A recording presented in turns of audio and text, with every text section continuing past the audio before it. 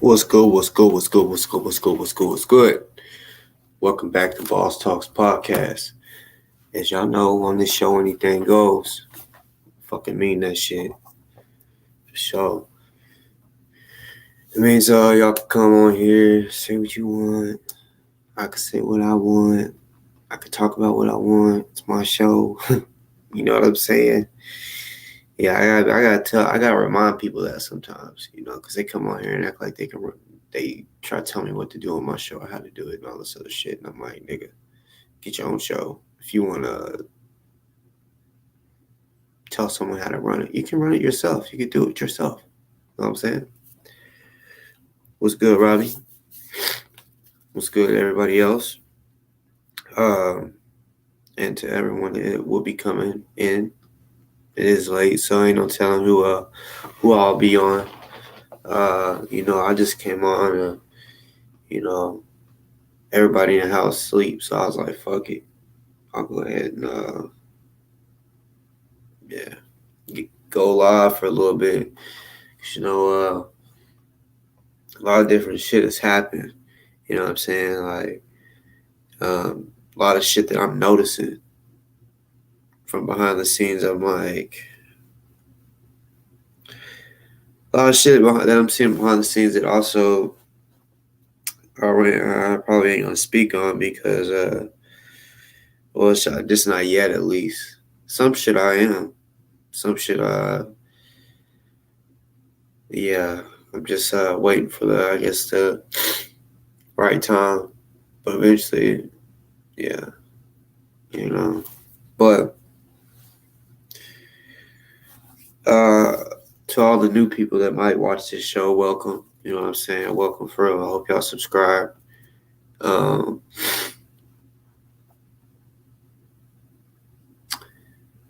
Also, for the but people that blow. I want to wish y'all in about 5 minutes. I will be celebrating. Y'all can celebrate with me. I will be celebrating 420 tomorrow. Well, at midnight it is 420. I want to get that out the way. Let y'all know. And the more people that come in here, I will be saying, hey, happy 420. Hope you have a happy 420. You know what I'm saying? Yes, I'm a real hemp herbal um, intaker. You know what I'm saying? Like that is a natural remedy herb that is used for many things. You know what I'm saying? Um, yeah, it's healthy. God made all seeds from that. From what the Bible says, all seeds are good. All seeds. Anything with seeds in it is good. Last thing I found out, everything living, mostly that I can think of, has a seed. Some way, somehow. You know what I'm saying? You know, unless you're a clone. Uh, you know, so Toronto. I want to talk about Toronto. And like I said, for 4 minutes, I'm gonna fire my bleezy. So anybody that comes up on here, uh, that celebrates, y'all get ready to, y'all get y'all's grinder, however, you hurry up, get ready. You only got 4 minutes left before it's time to celebrate. Um, I don't like, first of all, Toronto, if you see this, I don't like that whenever a headline like Ozone gets the death penalty or is facing the death penalty, something like that, something that you think is going to make people come watch your show, right? I don't like that because you see the difference between me and you. I can put that. Why? Because I talk about them every fucking day. at least every time I come on the live. You know what I'm saying? So if I put the title, he's facing the death penalty, that's one, because I give a fuck and I'm worried. You, on the other hand, are doing it because you want viewers. That's the difference between me and you. You doing it for real headlines. I'm doing it for letting people know, look what the fuck is going on. I ain't doing this shit for views. I'm doing this shit so y'all can fucking know what is going on.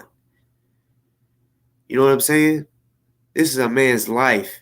And then, bruh, there's so many fucking pictures out there of Ozone, but you want to put his mugshot up? The mugshot that the police use? The one that they use to make him look like a thug? Because let's be real. He had his grill in, his gold grill. Dreadlocks. You know how the white cop looks at black men with dreadlocks? Thug. Straight up. That's just what it is. That's how they look at it. Stereotypes are real. So yeah, when he's showing his grill, you know, we call it stunting. But the white man, they call that, oh shit, that's a thug.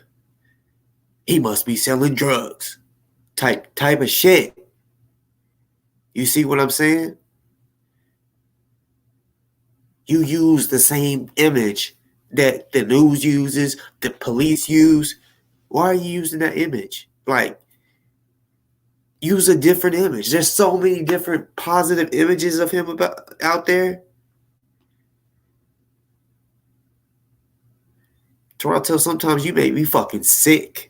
Like, sometimes you piss me the fuck off, and sometimes you make me sick. I hope you see this. I didn't want to tag really nobody because I'm probably going to talk about a few motherfuckers on this bitch.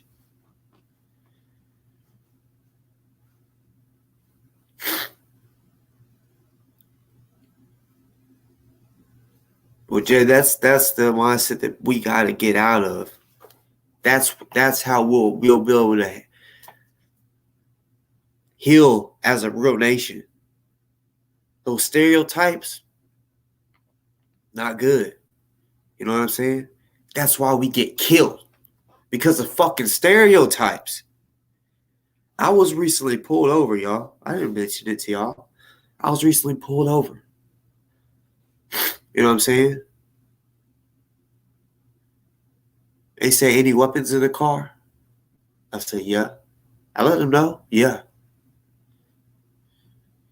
Tell me why, you know, he says, for me to get out. I'm not reaching. No, just, you know, yeah, I'm being honest. You know what I'm saying? Yeah. And there's marijuana in the car too. Just so you know, it's legal. Cards and everything. What do you need to see? Right? But I still have to get out. The reason, I'm gonna tell this is the reason why I had to get out. I'm thinking, you know, hat backwards. I might have been wearing the same fucking hat. I don't know. Even though this hat says Bass Pro Shops. Because I'm a real outdoor dude. You know what I'm saying? I really be out there fishing for real. You feel me?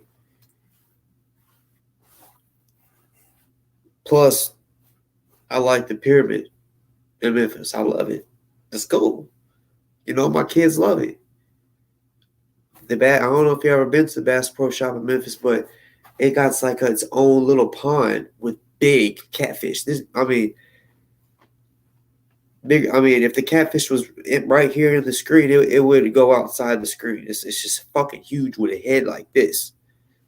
Plus, they got their own little small aquarium. They got the animals that they kill. It's like a Cabela's. You know what I'm saying? Bass Pro Shop. You know, they got the big ass boats. I mean, it's nice. They got the nation's tallest standing elevator up in that bitch. You feel me? the nation's tallest elevator inside that pyramid so that you can go to the top, walk out on the balcony where the floor, you can see through the floor, see all the way down to the bottom, see the whole city, see all the way into Arkansas. You know what I'm saying? See all of the Mississippi River almost as far as you can see. So, anyways, I was just giving you a little glimpse of the mental glimpse of the Bass Pro Shop in Memphis. But yeah, back to the story. So I get out. I tell him I got a gun. It's not like I'm like trying to hide it and gonna do something. Can you come to the back of the car with me? Which I've been done. I mean, I've been through this so many times, so I already know. Like it's like, all right, you know, they're stereotyping. They ain't doing my wife like this. You feel me? They ain't telling her, let me check you. So he frisked me. He says, can I check you for weapons? I said, already told him I had a gun. So, you know what I'm saying? Can I check you for weapons? So yeah, he frisked me. Tells me puts my hands on the car. Yeah, I mean he wasn't like aggressive or nothing. I'm gonna keep it real. Because I wasn't. You know, but even after me telling him I have a gun, he still checks me. Then he goes, what'd you put under the seat? So the reason he pulled me over was because, you know, the cop got behind us, right? So when he got behind us, I'm telling my wife, she's driving. I'm like, hey, hurry up and get in the other lane. Like, I do not like them behind us. So it's like the other lane beside us. It's a two lanes that we're going this way, right? Well, she's passing the car, and I'm like, hurry up. And instead of her waiting until she gets a good ways in front of the car, she like pretty much whips right in front of the other car because she's trying to hurry to get from behind or in front of the cop car. So he pulls us over for driving too close or whatever. And yeah, after I tell him that I have a weapon, you know what I'm saying, he still checks me. And he's like, what'd you put under the seat? I ain't gonna lie, I was smoking one. So, and where we was, first of all, it wasn't like it was like a field. So, and there was no shoulder to pull over on. So we're driving. She's trying to find a spot to pull over. Well, it's a long road of just grass. So we didn't think pull over there. So he's like flashing his lights more. And he asked, what took y'all so long to pull over? And we're like, we're trying to we didn't know, like we didn't want to pull over just on the grass. That was just, we felt like that wasn't a good spot to pull over. So that made him suspicious, that we was taking too long.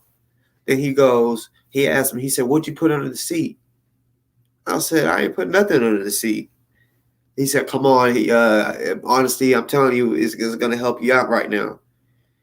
And I said, bruh, all right, I'll be honest with you. Look, I put out a motherfucking blunt.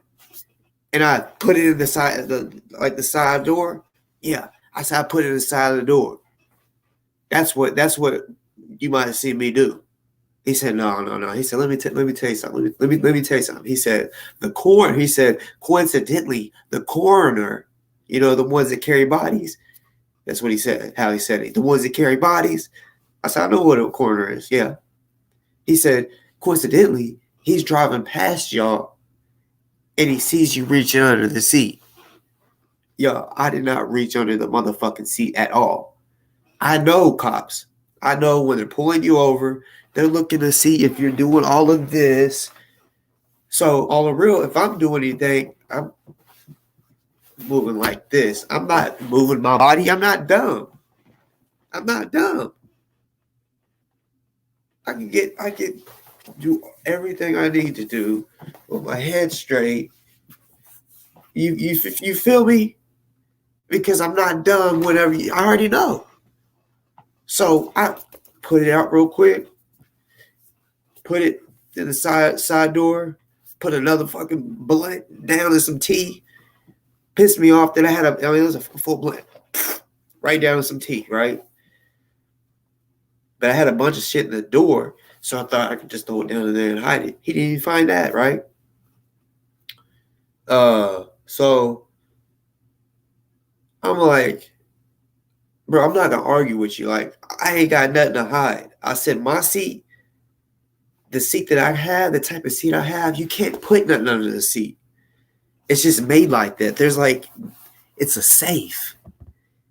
I got safes in my fucking car. Like, under the seat is a safe.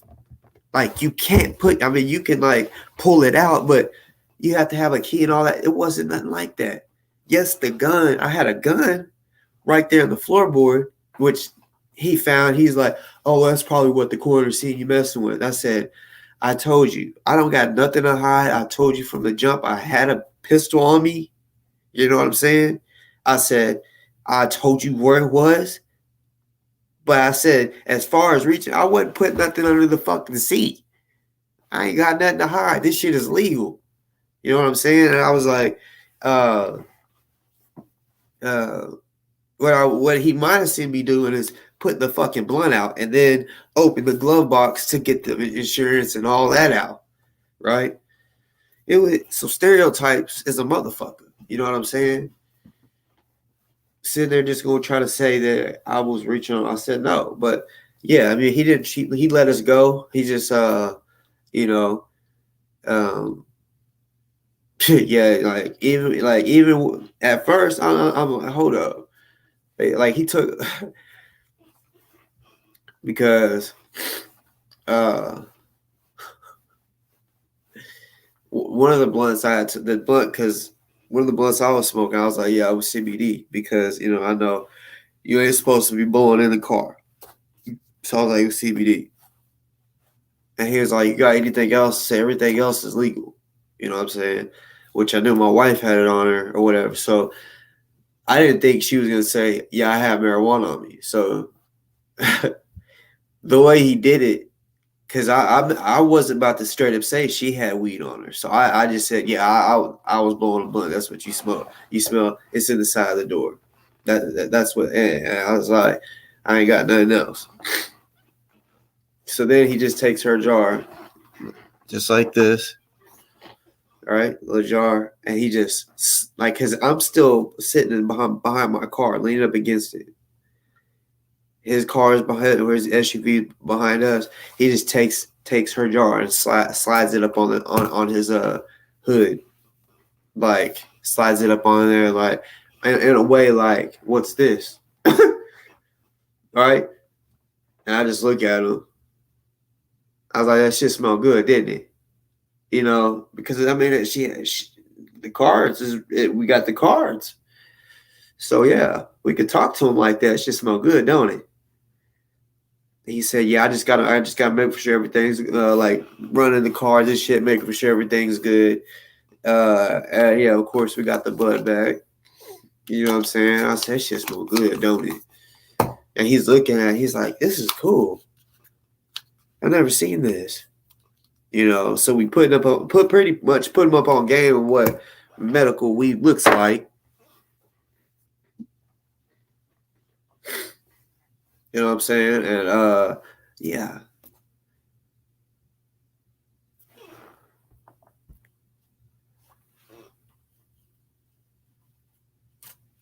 First of all, Jay, like I said, it's legal.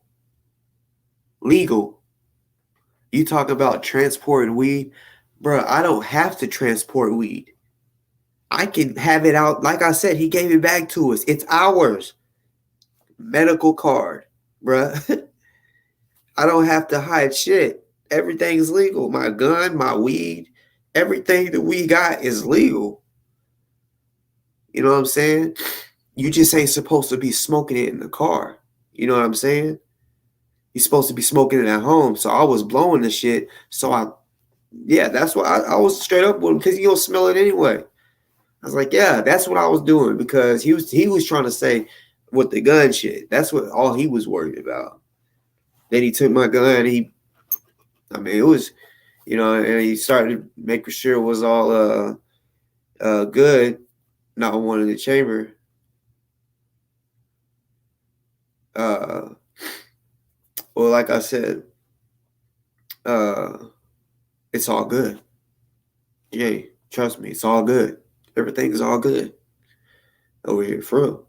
Everything's good. He just put my gun in the trunk and was like, you don't need to be riding with it out in the floorboard like that, which I had it really in my lap. I slid it into the floorboard because I didn't want him to see it on me and then just start shooting my ass, right? So yeah, trust me, I know what I'm doing. This shit legal. That's what I'm saying. People, I'm 13 minutes motherfucking late because I started talking to y'all. Happy 420, y'all. Happy motherfucking 420. Because y'all, like I said, this shit legal. Jay, but yeah, back whenever I was doing my thing, trust me, I'm the best one to transport. You know what I'm saying? Or hide shit in the car. There's many ways, and I'm not giving my ways up because I can still use it if I need it. You know what I'm saying? Real cartel-like. Learn from the cartel. The ways of how the cartel did. Just learning on documentaries if you want. Or you could be a real boss and talk to them. However, I'm not telling you my secrets. But I will tell you that, yes, I have learned from them. And, bruh, they are the smartest ones when it comes to transporting butt.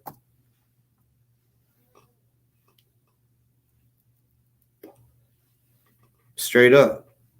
They'll make a whole watermelon. Like a fucking fake watermelon with weed, just full of weed. What?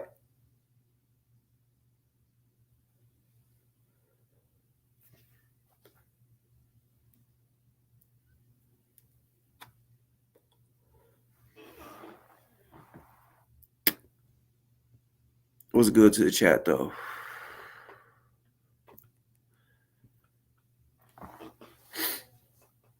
Hold on 1 second.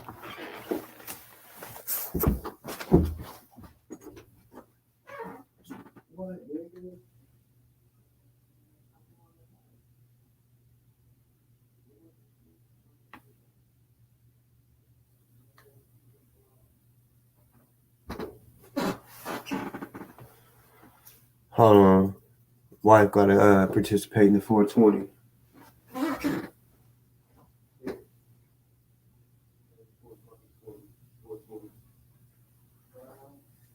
Yeah.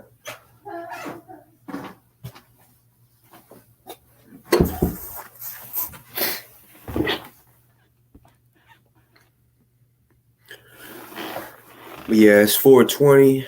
It's also my mother-in-law's birthday. You know what I'm saying?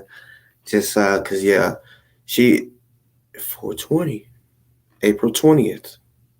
I mean, oh my God, y'all see that I'm so dumb. That's what this is what this shit will do to y'all. This is what.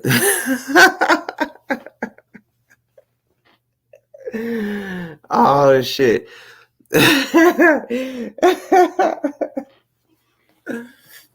Oh, I'm so dumb. Okay, this is the reason. This is the reason I said it was 420, y'all, because when I was doing the mother.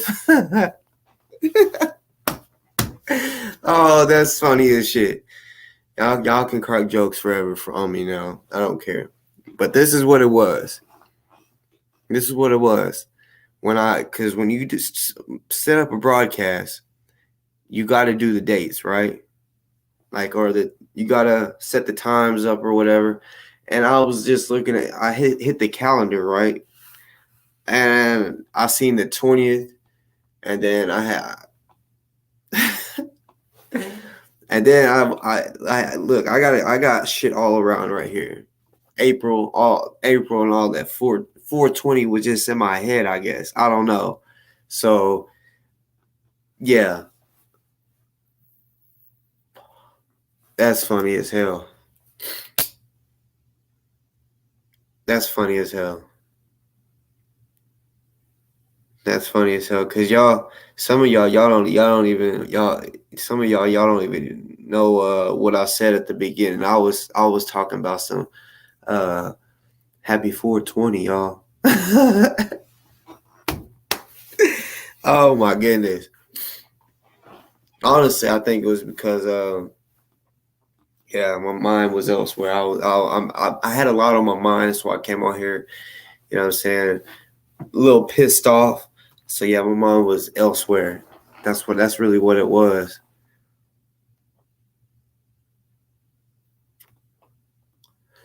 That's funny though. That's I can't believe that shit. But on the real though, today is actually my mother-in-law's birthday. August 20th.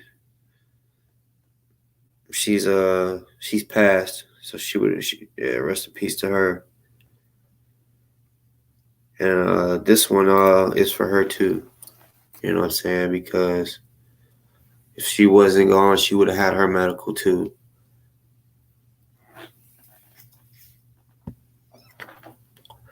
Hold up. This fucking blunt ain't hitting right. Let me loosen this shit up.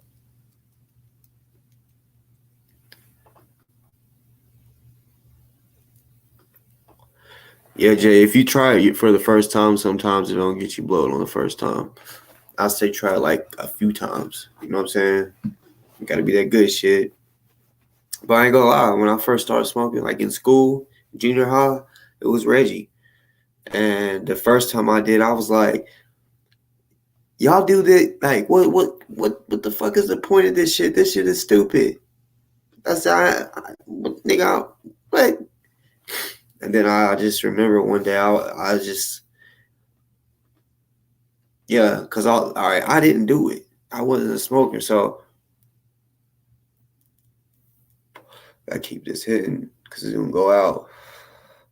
But it was like 6 of us. 4 of them we'd be hooping. Well, it'd be a smoke break, so they'll go into this ditch right behind it where the homie used to live, and they would already had it rolled up, so they would go down there and blow. Well, since we didn't blow, me and this other homie, we would just keep hooping till they got back, and then we do the 3-on-3 or whatever. So one day we was like, fuck, I was like, come on, let's just go down there, you know, let's chill with them. And I was like, let me get that. And I hit it, and I remember being like, damn, like, I think I'm blow, y'all. I couldn't stop laughing. It was like the best one. The first high is always the best one. And it's never the same after that. But I remember I fucked up along with everyone else, but we fucked up the big box of Rice Krispie treats. It was the box of 48. And I remember it just kept reaching in. We was playing Xbox. We went in and started playing Xbox, 2K, and then Call of Duty. And then I wasn't looking. I'm just grabbing them. I'm eating them. I remember touching them, hitting the bottom of the box. And I'm like, oh, shit, we just ate all these. And then I realized how many wrappers and shit was all over the ground. And that's when I realized you really do get the munchies and shit. But I really don't no more. I think because I blow too much. I think on your rookie stages is when you really get the munchies and shit.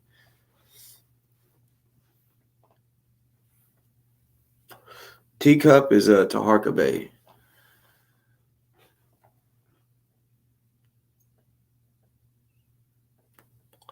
Well, Grim Reaper, I think you so yeah, I'll update y'all because some of y'all is a little late. Actually on this show I actually spoke on Teacup, and I told him I didn't like that he speaks on him.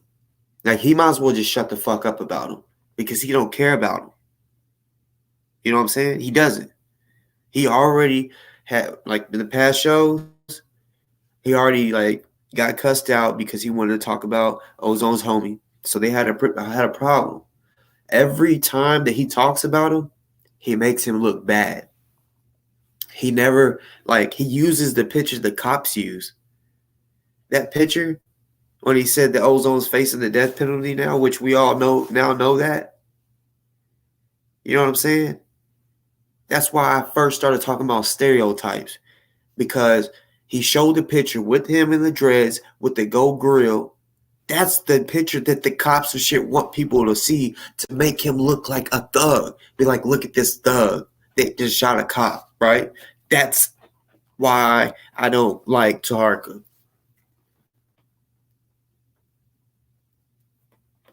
Honestly, I haven't even watched all of it. I seen the picture and said, this bitch ass nigga.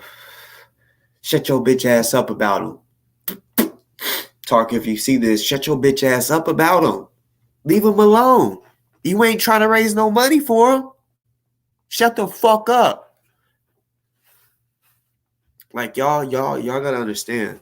My composure is about to change on a lot of you motherfuckers. I'm not playing. I'm not. I'm telling y'all, if Ozone gets killed by these motherfucking pigs, bruh, I'm going off on a lot of you motherfuckers. Some of you motherfuckers don't even know. I don't think that y'all ain't gonna get feel my wrath, like get cussed out. Some of y'all think that y'all's good.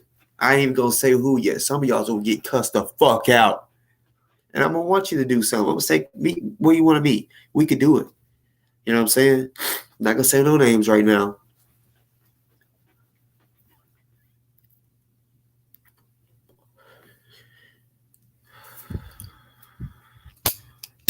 At the moment, I do gotta watch what I say. Man, today I went to the tobacco store. This woman, I'm a regular. You know what I'm saying? I'm a regular buying Rillos. So they know me. You know what I'm saying? Like all of them. They know me, know my family. You know what I'm saying? My wife, kids. They give my kids free suckers. So, they know about my wife's surgery, like all that, because they see her bandaged up and all of that, right? So they ask the questions, like, "Are you okay?" So they know every pretty much about that, all that. So I'm in the tobacco store and they're asking me this shit, and then she's like, "Here's your kids some suckers." I'm like, "Bet." And she's like, "Here's you a lighter." Y'all see that small ass fucking flame? I just got this bitch today. It's all the way up, y'all. This is the first time I used it on this blunt. No cap. Wow. Now it wants to do that. All right. Sorry, y'all, to the people at the tobacco store for talking shit about you, for giving me a good lighter. Sorry, y'all. I can apologize when I need to. You know what I'm saying? I ain't no little bitch ass nigga that gonna talk some shit and be like, "Well, still fuck nah." My bad, y'all. My bad. Because I swear I thought I pushed this over now. See, I'm fucking up a lot tonight because I'm really pissed off. Y'all, I'm holding it in. I'm really pissed off at. I just really can't say certain shit.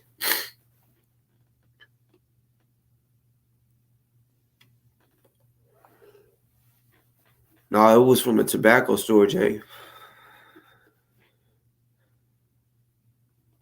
Yeah. I go into a tobacco store where they got selections.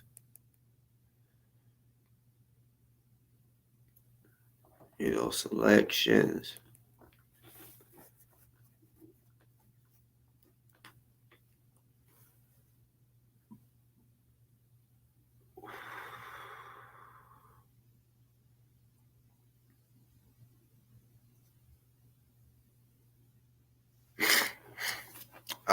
Jay, I don't know. I don't think so. I've never seen any Indians in there. You know what I'm saying? Only to be real, like the manager's white. Man, I got a plug up in there, y'all.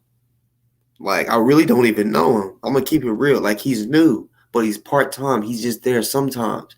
And I love him. You know what I'm saying? Fucking love him. Man, I come up in there and say, if I'm just like, man, let me get a pack. Sometimes I go to the drive-thru. Sometimes I go in. But it seems like every time he's there, I want to go through the drive-thru. I'm like, yeah, I just need a pack of pom-poms, right? This bro comes out with 4 packs. Boy, for $1 pretty much. He be like, already, homie.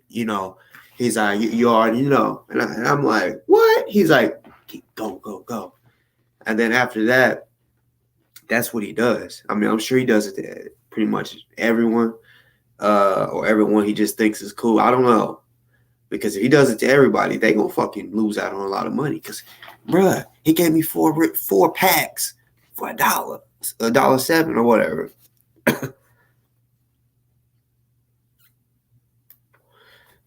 Delta, yes, sir. That's why I'm upset tonight. I'm talking all. I'm out my, like I'm fucking. I'm talking crazy tonight. I gotta kind of watch what the fuck I say. I gotta calm down a little bit because I'm end up saying something that really starts some shit. Because Delta, you know what I'm talking about, and I just can't say this shit on here. But you know what I spoke to us a little bit ago. Shit gotta change. Toronto want to talk about just talk about Ozone. He needs to keep his motherfucking name out of his mouth, seriously, because he got a platform. He want to raise money to go to GMJ's court date.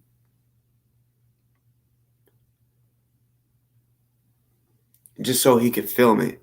Somebody's gonna be there to film it.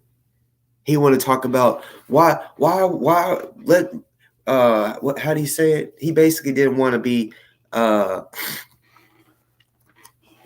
third person. He didn't want other people's footage. He said he'd rather be the one to show the footage, show what's going on. Like nobody else. Somebody's gonna be there, trust me, that records that shit. But no, he just wants a vacation in Louisville. And when that money, whatever money that all these people want to donate to his ass, like I'm gonna call some people out. Dolores, it's your money. Yeah, it is. But you come in my comment section saying if the black community, if we do not raise the money, you're done with the black community. You're done with YouTube and all this shit. That's what you came up in my comment section and said.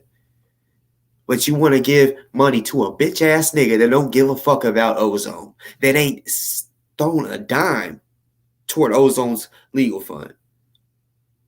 Nothing. I don't give a fuck if he don't trust nothing. There's ways that you can give to commissary, some shit like that. I don't give a fuck. You know what I'm saying? So, yeah. My point is you want to spend money, give money so that he can go record a nigga that he don't even fucking like. Y'all need to get y'all's fucking priorities right. Y'all want to sit here and say that y'all really want justice for Ozone, but you want to give money to a nigga that don't give a fuck about GMJ or Ozone. Somebody else is gonna be there fucking recording GMJ, but you want to give him a fucking free vacation to go down and record some shit that y'all can fucking watch for free. Seriously, you giving him money. I mean, it's y'all's money, but what the fuck, bruh? Dolores, I don't want to hear you say that shit no more. Seriously. I don't want to see you say, oh, I'm going to be done with the black community if Ozone gets killed or if he gets thrown under the jail.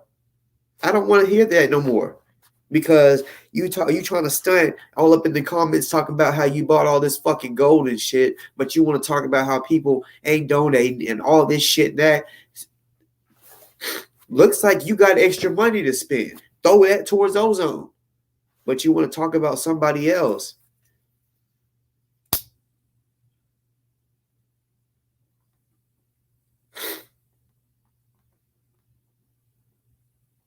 I'm pissed off, y'all, because you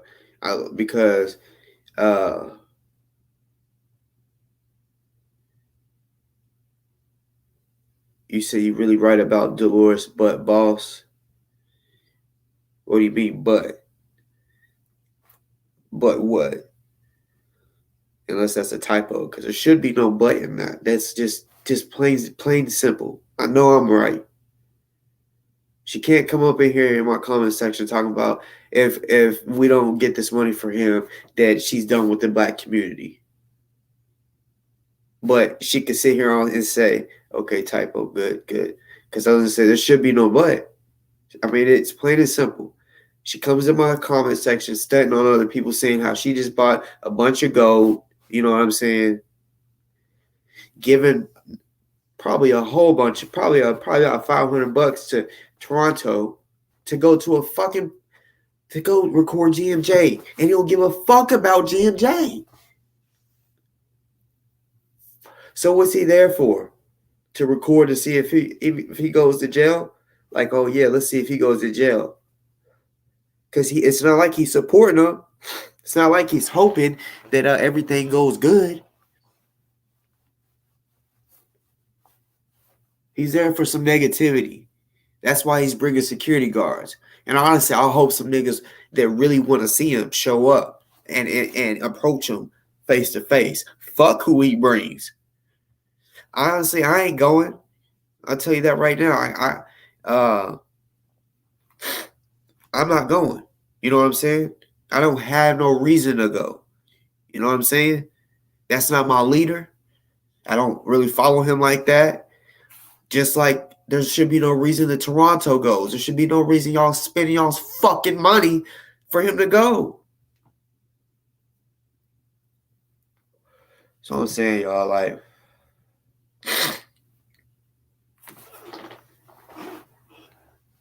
they want to sit here talking about ozone. Like, shut the fuck up. Shut your motherfucking ass up. Talking about ozone if you ain't trying to help him. Like, seriously.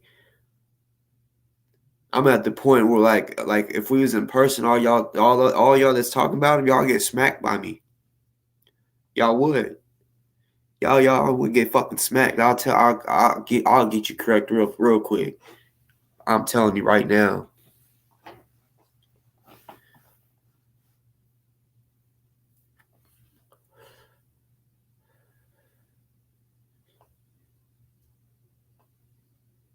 I'm just fucked up that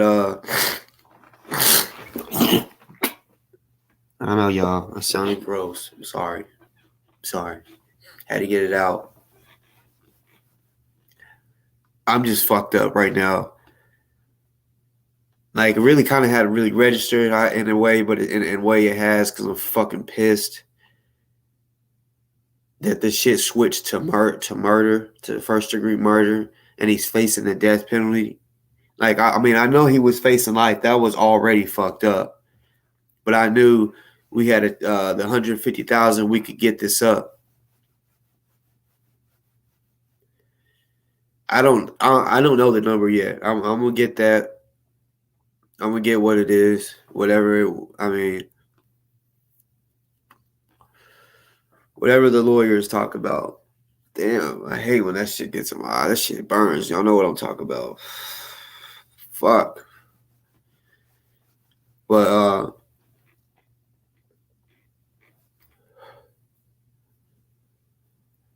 I can't even think. I can't, man. I don't even want to think about that shit. Death penalty.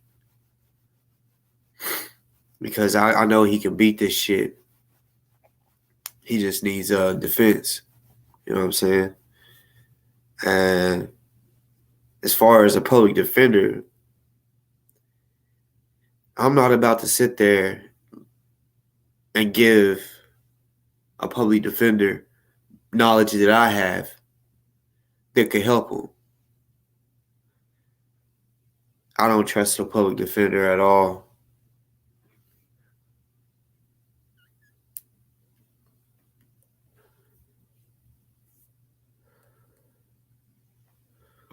I don't know, Jay. What's good, everybody, to the motherfucking chat? What's good? Appreciate y'all for being with me right now, because everybody sleeps. So, like, well, I think the wife might have woke up and hit the blunt a couple times and said, went back to sleep, but because I don't hear it no more. But before, when I got on here, everybody was asleep. Then I kept hearing her call my name. I'm like, what? Because I twisted up both two of them, and she fell asleep. So I was like, I'm not gonna wake her up. You know what I'm saying? But yeah, y'all definitely Like Summer said, y'all hit the thumbs up.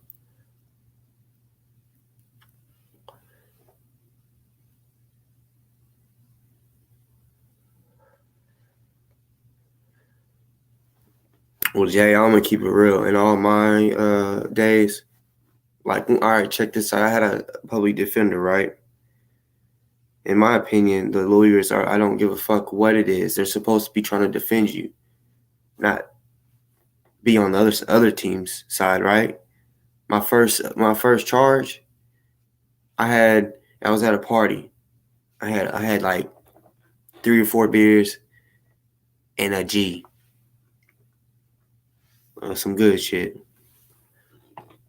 Traded all of that because this dude ran out of beer. He was like, I'm trying to get fucked up. I need something to smoke, bro. I'll give you this TV, bro. And I was like, nuh-uh. He's like, yeah. I was like, bet, here. Because the beer I got was given to me. The G, $10. $10 for a TV. In my mind, I'm like, boy, I'm about to flip this bitch. So I did that. I took it to the pawn shop and I flipped that. You know what I'm saying? 7 months later, I got a warrant. My first charge ever, y'all. I'm telling y'all my first charge right now. I'm like, why do I got a warrant? They're like, theft by receiving. I'm like, what the fuck is that? I didn't even know what that was. Matter of fact, my family didn't know what it was. They thought when they heard theft by receiving, they said death by receiving. They thought I killed somebody because they know how I am. They was like, oh my God, he's going, who did he kill? Who the fuck did he kill? But my public defender was like, where do you live? So I told him. He's like flipping through papers. He's like, it's awful funny that 3 blocks from where you live, a house was broken into at gunpoint, and a TV was took, and that's the TV that you pawned. And I was like, I don't know nothing about that. And I was like, and I told him I just told y'all about the party. You know what I'm saying? And if I felt like he was taking their side, he was like, well, I'm just saying, that's kind of funny that 2 or 3 blocks. And I was like, well, bruh, the party was around that hood. You know what I'm saying? In that vicinity, probably 2 or 3 blocks away. I mean, like, that's about how far it was from apparently where it happened. You know what I'm saying? I didn't know it was stolen. Like I said, you think if I knew it was stolen, go up? I told him that. You think I'll go up in there if I knew it was stolen, dumbass? No, it was a lick. Shit. I didn't tell him. I said I was at a party. I had a few beers. Gave it to him for it, and so I was like, I was just gonna try to make my money back plus some, which I did, but I got charged for it. But they almost charged me with the home invasion with that. You know what I'm saying? That's what I felt like he was trying to do at least. Nigga was not trying to help me. He was like, nah, you got to take this or they're gonna they was trying to get me on a home invasion. So he pretty much talked me into doing the plea or whatever because he was like, bro, I'm telling you, that's and I'm like, see, this dude ain't trying to help shit. He ain't trying to help shit. And that's why they call them public pretenders for a reason.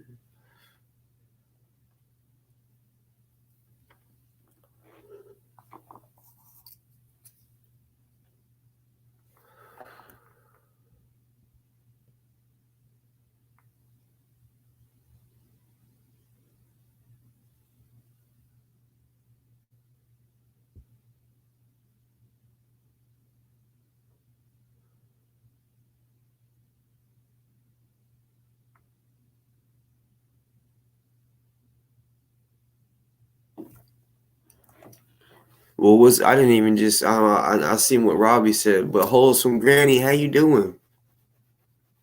Wholesome. When I think of wholesome, I think of wholesale. So what kind of granny are you? Are you a hustler? Wholesome granny. That's the first thing that came out of my mouth when I seen wholesome. I thought of wholesale. Motherfucking blunt keeps going out.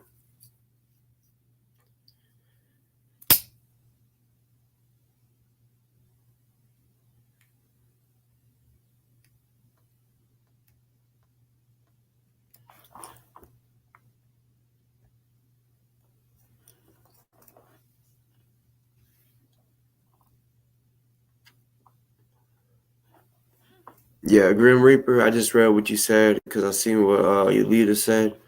That I can't. That shit's retarded. Like I talk about this shit all the time. Matter of fact, I talk about it the most. Say I don't, and I'll prove that shit. Not to like shit on nobody or like say anybody else is doing anything wrong. But let's be real about it. As far as what I know, you know what I'm saying? I only got a little small circle on here, but the ones that was really talking about this shit was me and OC. Me and OC was the ones that was really putting info out about this shit. I was being told I watch a show because y'all are the only two that put shit out about him, right? But I know I talk more about him because I do more shows than everyone else. Jay, on the real, I'm gonna keep it real. We are the only ones. Because you know why? Like I said, the family isn't giving info to everybody.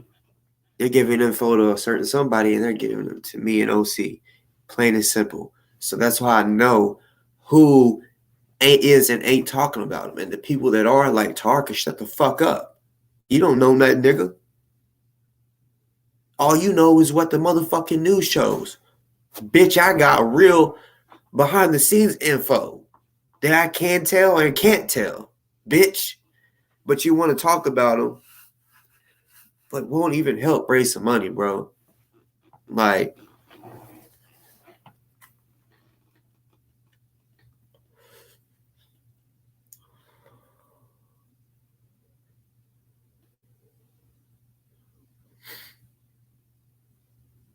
people like him, if he got put in a situation like that, he would want people to donate, right?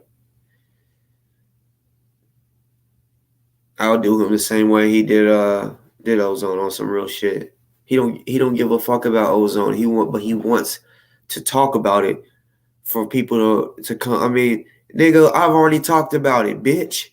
You want to put the title he's facing death penalty, bitch? Everybody. I mean, I think he still probably got max amount of views. I mean, his normal amount of views. It's ridiculous.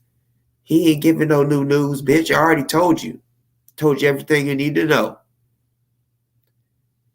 When it comes to Ozone, for the people that support Taharka, when it comes to Ozone, he ain't reporting shit. I am. OC. So remember that shit.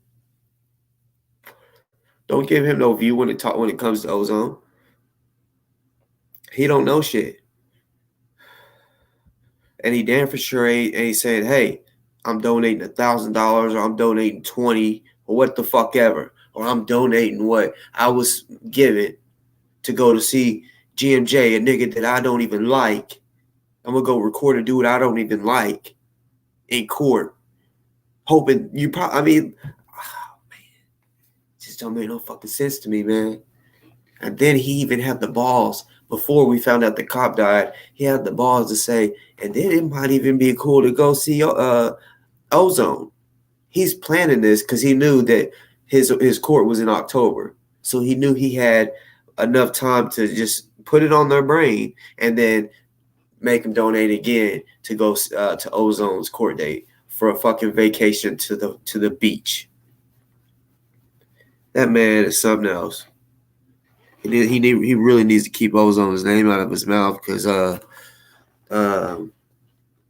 I can probably tell you I can't really speak for Ozone, but I'm willing to bet if he knew that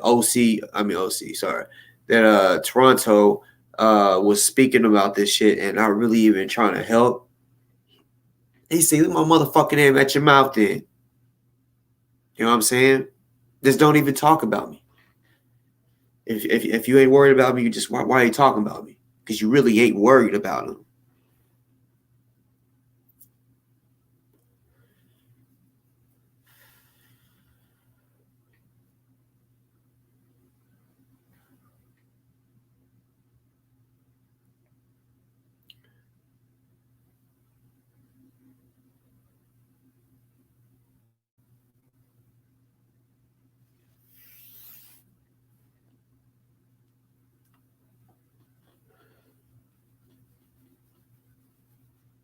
You leader on the real. I mean, like I said, I can't tell none of y'all what to do, but I recommend that y'all don't even give him that view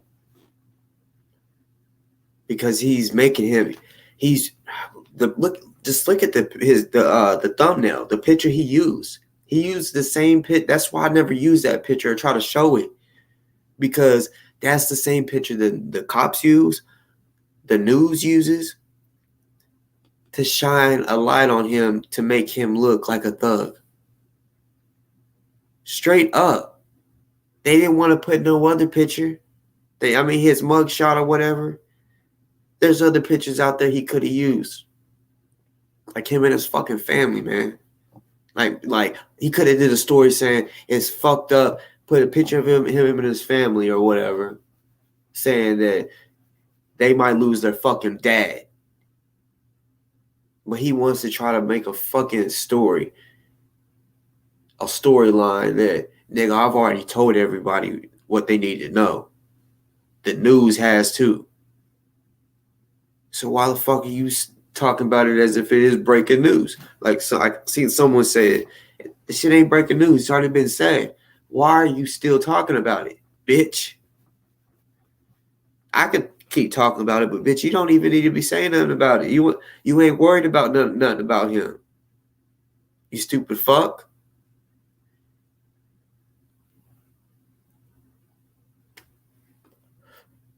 If anything happens to Ozone, and y'all know what I'm talking about, what he's facing, y'all gonna see a different me as far as when I go at y'all. I'm gonna be cussing some motherfuckers out. I don't lie. I'm gonna be letting these motherfuckers know how I feel. You know what I'm saying? Ozone a real motherfucker, and he does not deserve the death penalty.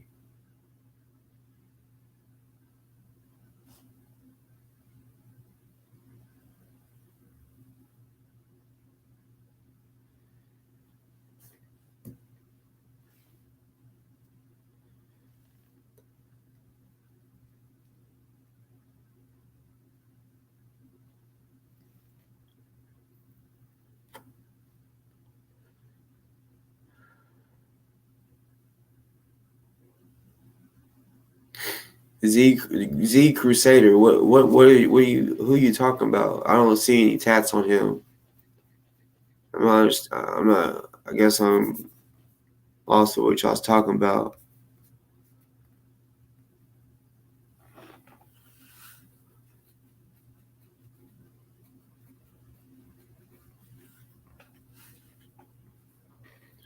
Oh, I did not see what you're saying. Z Crusader, you gotta understand something.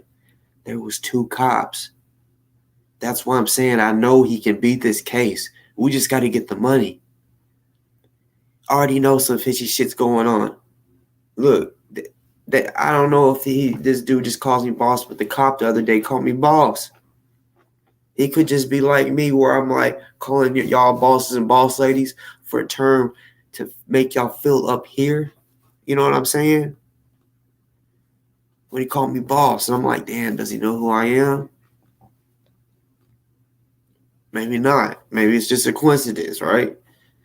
But I do know they're watching.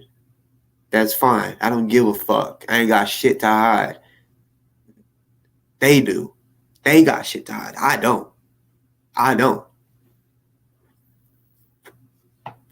And I'm not scared to show what the cops are doing. They're showing it. You got to understand, I used their video to show that there was 2 cops there. Z Crusader, yeah, that's what we been done knew that about the arms and shit. That's what first started it. Crystal Muhammad brought that to my attention, and I kept a rule with everybody. I told her I don't see it, sis. I don't know.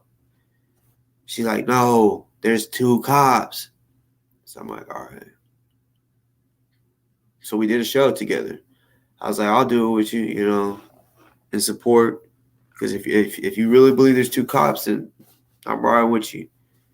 And then while we're watching it, I'm like, oh, it wasn't the hands that got me. I saw a face, a white man's face. So I said, oh, nigga, yeah. This camera on his chest, the guy that died, he recorded somebody's face, right? A white man's face, not Ozone's. And then I did a little more looking. Then I seen that cop standing behind the car, plain as day. You gotta slow the video down because they go so fast. But I guarantee, if we seen the real video, the one they didn't edit, we would have seen that cop for sure. I think that's what they try to hide, thinking it was gonna be so fast that no one would see it. Because honestly, when it's in fast mode, if you're not looking for that cop, you don't see it. You just don't see it. Because the focus of it's boom, boom. Like you see him for a split second. You're not gonna see him if you're not looking for him. I'm telling you, that's how good they did it. What they just didn't, they just didn't cover the tracks all the way. So yeah, we know that there was 2 cops there. In my opinion, like I said, there's 2 cops there. If Ozone shot him, the other cop would have killed him. There was only 1 shot. So it was an accidental shot. That's my theory. And I really think I'm fucking on to something. It ain't just a theory. No, I think that might be the truth. Like the 100% truth.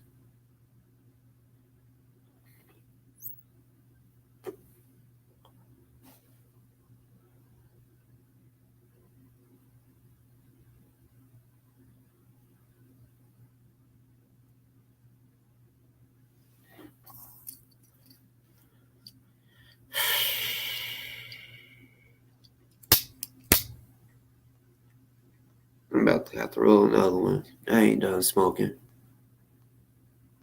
This shit got my motherfucking nerves bad.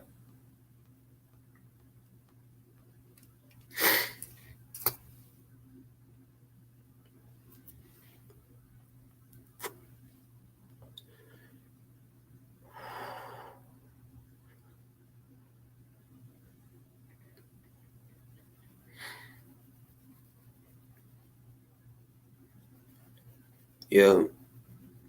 There's just too many holes in the story, and I'm telling y'all, if he doesn't win this, it's gonna be one of those things that one will always remember. I feel like be pissed off about, because they don't need to get away with this shit.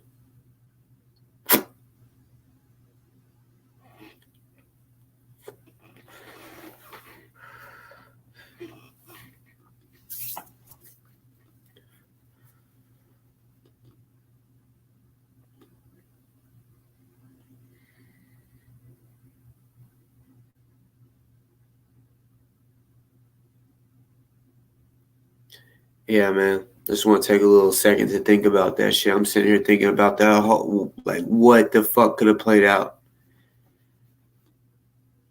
And it just seems all fucked up.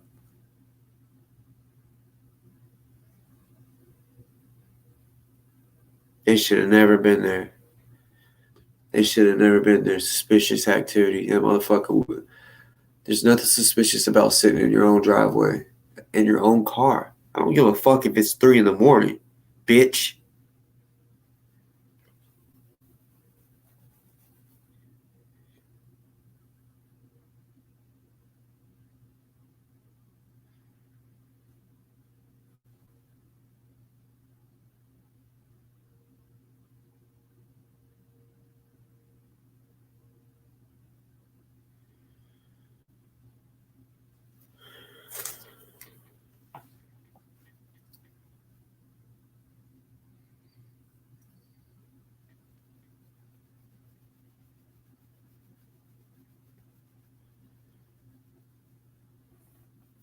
Yeah, well, dispatch. You gotta understand dispatch. They said, well, "Is there a description? Is he black, white, Mexican? What?" He said, "It's from what I know, he's a white male." That's what they say. It's a white male. They don't say nothing about a black male. White male. Then they say that he was shot in the head and chest. So I don't. I guess it went through his head. Had it been maybe, I'm thinking it was when he was like wrestling or whatever, and he might have stumbled or something, and the cop shot trying to shoot Ozone and shot the cop in his face, and it went to his chest or head. I don't know exactly where it fucking hit him. I don't know. I really don't. But that's what they said. Head and chest injury.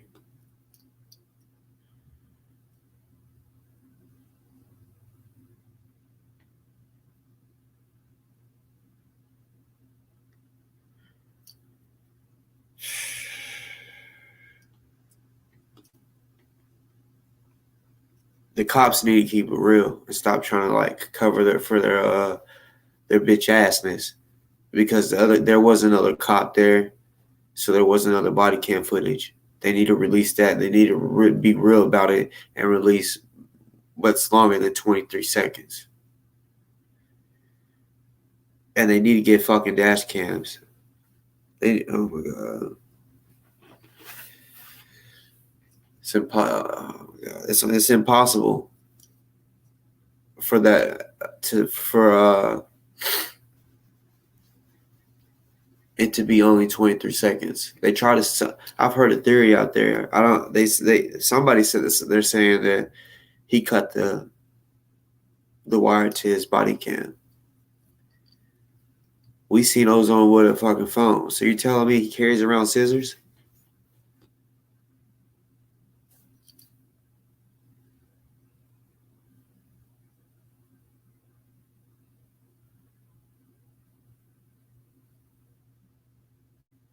Yeah, Graham. That's what I've been saying. That's what I've been saying. Like, he shot him. There was only one shot. Because if Ozone, I don't give a fuck when nobody says there was 2 cops there. If Ozone shot him, the other cop would have emptied the fucking clip on him. That's how that's I'm putting, as I'm thinking like a psychologist, right? When I'm putting myself in their shoes, thinking like a killer, right? I'm thinking like, all right, if I've been through the situation, so thinking, okay, if I shot my best friend, my homie, my partner, when I was meeting and shoot the other nigga, I'm gonna be like, oh fuck, I'm gonna be checking on my homie, like, oh my fucking god, like, oh shit. That's what happened, y'all. That's what the fuck happened. I guarantee it. That I think God has put that on my fucking mind from the jump, because I've been saying this shit from the jump. That theory, because it's like, all right, there was only one shot. There was 2 cops. So now that we know that there was 2 cops, The other cop would have shot back, plain and simple. Plain and simple.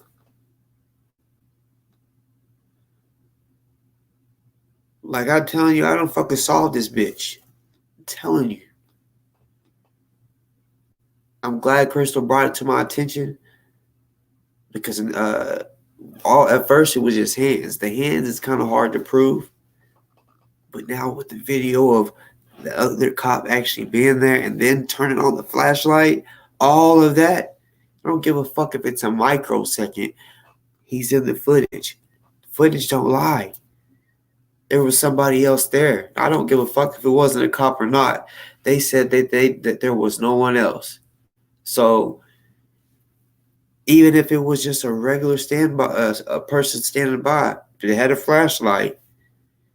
Okay, well then they might be the shooter. Y'all need to be arresting this person too, finding out who that is.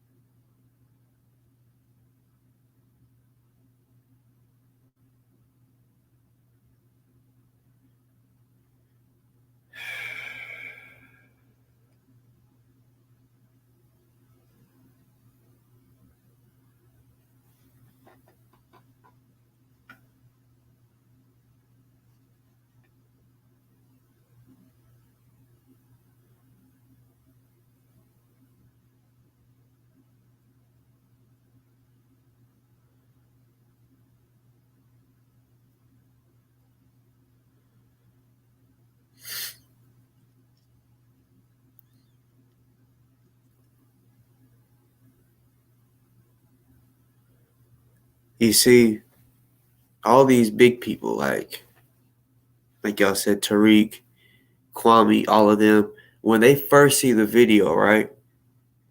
If they're not being told what we know, right? Or if they just watch it one time and they're like, yeah, it doesn't show them shooting. That's probably what they'll think, but they're not thinking like there was more than one cop. After they don't know the whole story, like of what I myself have documented for Ozone. I'm not gonna lie. I feel like not to sound like not to toot my own horn, but I feel like what I've done, because some people said I've hurt his case.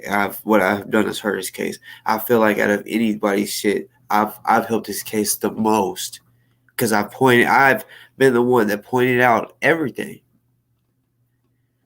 along with the little help of Crystal about pointing out that there was two cops, and then from there I was like, look at all this, look at all that.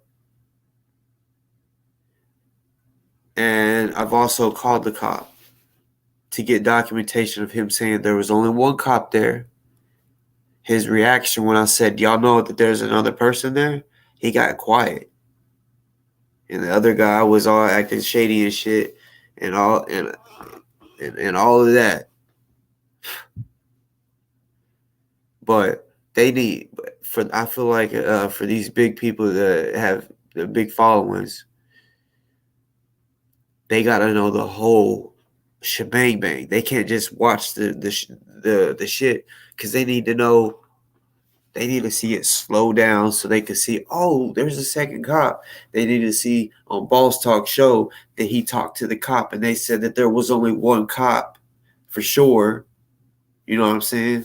All of that shit so they can put all the pieces together. They need to know all that shit. Yes, that's what I was trying to tell everybody from the jump.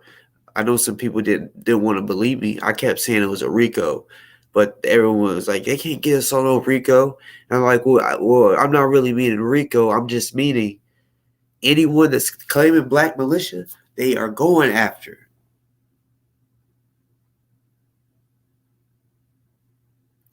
Militia is legal.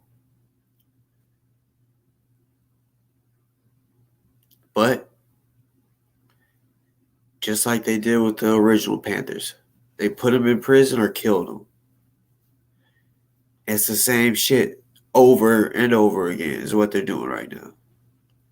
Because like I said, they starting off like with GMJ. They did first start off him with, because the NFAC was out moving and shit. They arrested him. Shit stopped. Then Ozone gets arrested. Boom. They say he's NFAC. Has ties with NFAC. Don't say nothing about the new Black Panther Party patch that they found that next day. They say that less than a week ago. I want to say Sunday or some shit. Yeah. So, or Saturday, something like that. So now they're saying Ozone has ties with the Panthers. And Spike, they were talking about what he would do to police and all this shit. Still don't have a bond from what I'm hearing.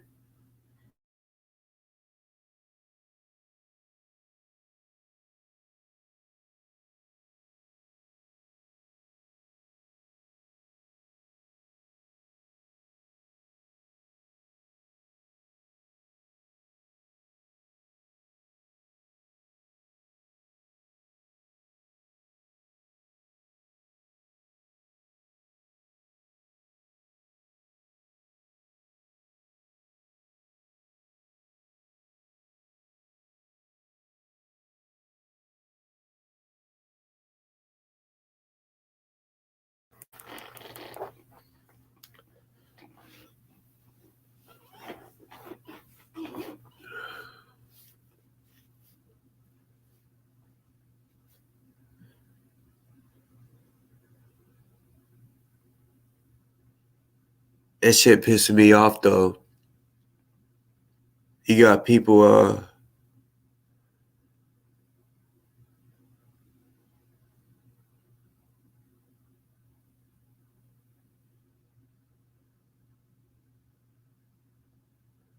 we got people like Doofus. They want to fucking paint narratives of, we got the We Stand With Ozone.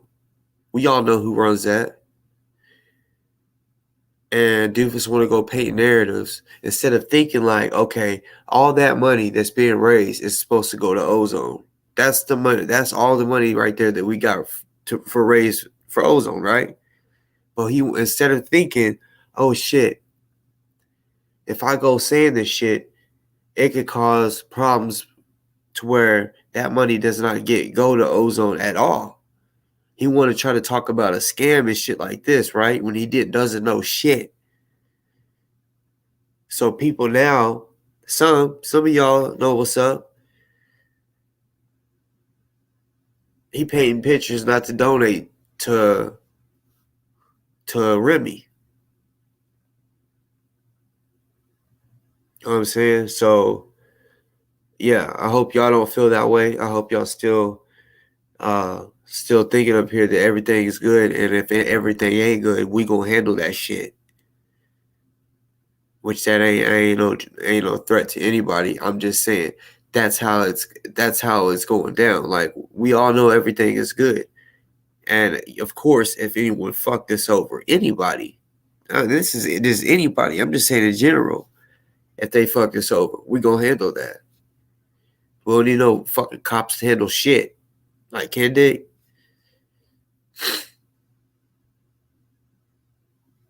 No, it's not like that. And that's why I said people that do feel like that, y'all,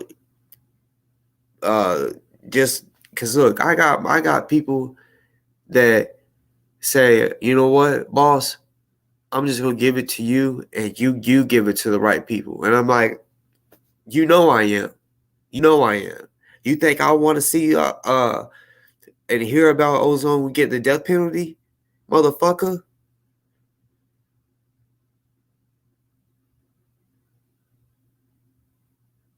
So yeah, like I said, for your, because there's a lot of motherfuckers that got trust issues.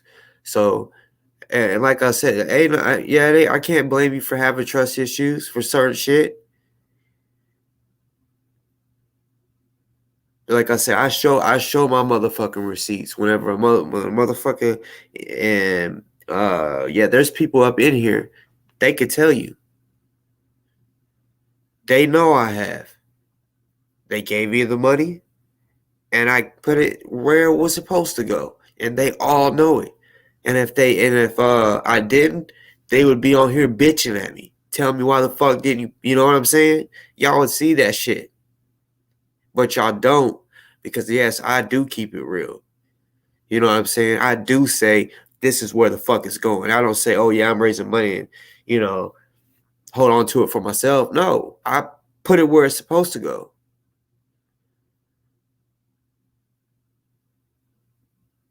So I'm saying just straight up, yeah, y'all figure out who y'all trust.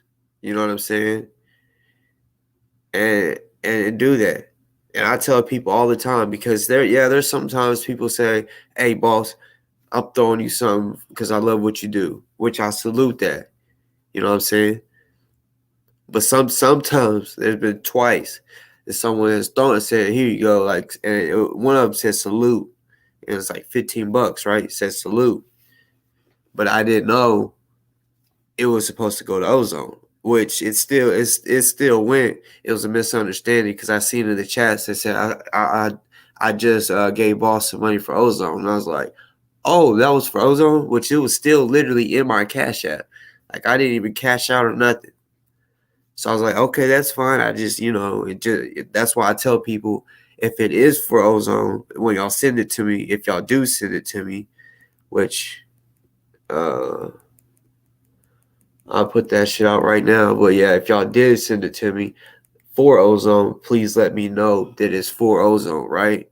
That way I can have an understanding of what the fuck is going on. Because, yeah, some people do send me Cash App for what I do to go to my pocket, right?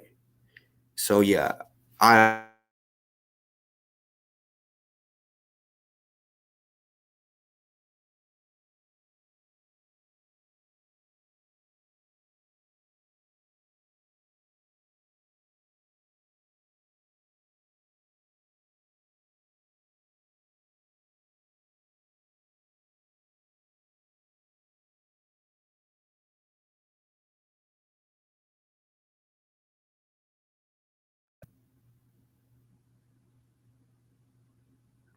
but sorry. Anyways, no, Robbie, I'm just trying to, because like I said, um,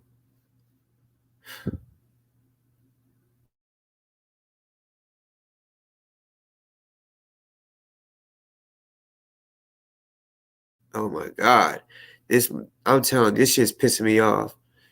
This fucking connection shit.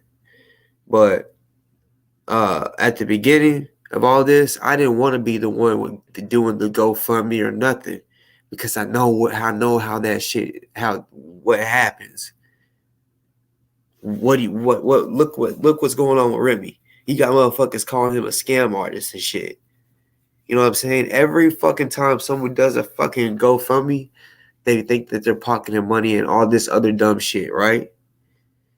That's why I didn't even get into it. But you know what? You know what? I'm to that point where I'm not giving a fuck. That I'm starting to feel like, yes, I'm down to do that, because I will give that motherfucking money to him straight the fuck up. I won't, I'm telling you, I'm so motherfucking heated. Y'all don't even understand about different shit. You know what I'm saying? I will fuck someone up that don't uh give Ozone the money. They raise the Ozone for money. I will fuck. I that's the feeling I got. I'll fuck somebody up. You know what I'm saying? This shit is this shit is beyond serious now. It's not just life in prison where he would still have a life to, I mean, yeah, that's still bad too, but death penalty, motherfucker, I'm telling you, I'm not playing with nobody. I'm I'm dead ass serious. I'm not playing with none of y'all. Like no offense to the ones that are real rocking, real with it. I'm not talking y'all. I'm just saying in general. I'm not fucking playing with nobody at all. I mean anyone that's trying to just make money off of fucking ozone. Kind of like Taharka when he talked about, oh, it'd be cool to go down there and document. So y'all could, throw me money to go on a vacation. Bitch, fuck you, nigga. All that money should go to his legal funds, bitch. He could die. Literally, they could take these motherfuckers trying to take his life. So to answer your question, Robbie, fuck yeah, I'm down to raise money for ads and shit like that. You know what I'm saying? Straight up, do whatever the fuck we got to do. I'm telling y'all, every day I've been working on trying to fucking work with Kwame Brown. I'm telling y'all, behind the scenes, yes, I have. I'm trying to figure out how the fuck we could get some like a million, something. Like that's what my mindset. I'm not thinking $50, $20. I'm figuring out how the biggest lick that I've ever hit in my fucking life. How the fuck can we get a big lick and get him the best motherfucking lawyer? That's how I'm thinking. I'm not even thinking somebody. Yeah, the $20 and shit does add up. I'm just trying to motherfucking think big, big, and the only thing that I can think of is talking to people with big platforms. You know, y'all drop the link for people to come in here and chop it over maybe for a little bit. Oh shit. Hold on, right quick, right before I fucking let me blow my nose and get some more bud. Since we're gonna chop it up. Hold on, y'all. 1 second.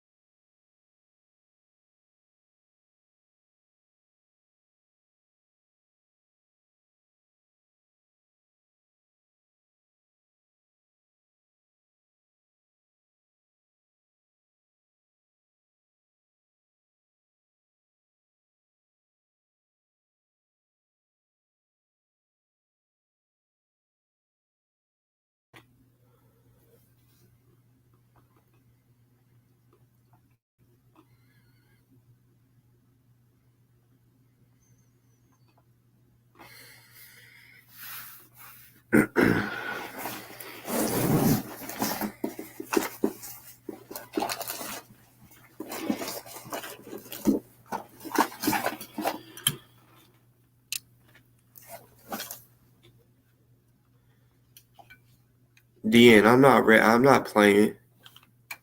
Smell of death is around me.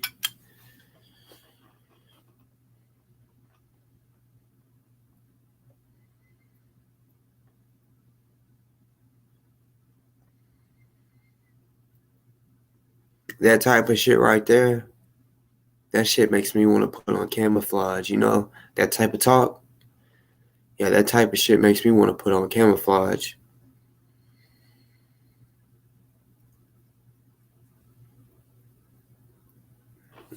I'm not the one to play with for real. Y'all, some of y'all were spared when I had kids.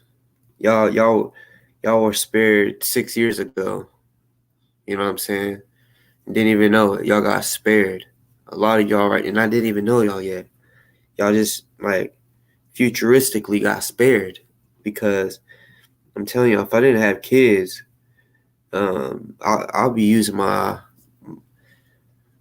spare money for gas money to come do whatever.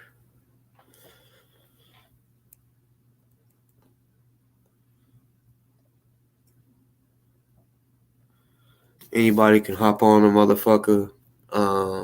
Just remember, y'all got to turn y'all's camera on. Remember that, y'all. Because I won't have to keep anybody in the green room. Y'all know how I am.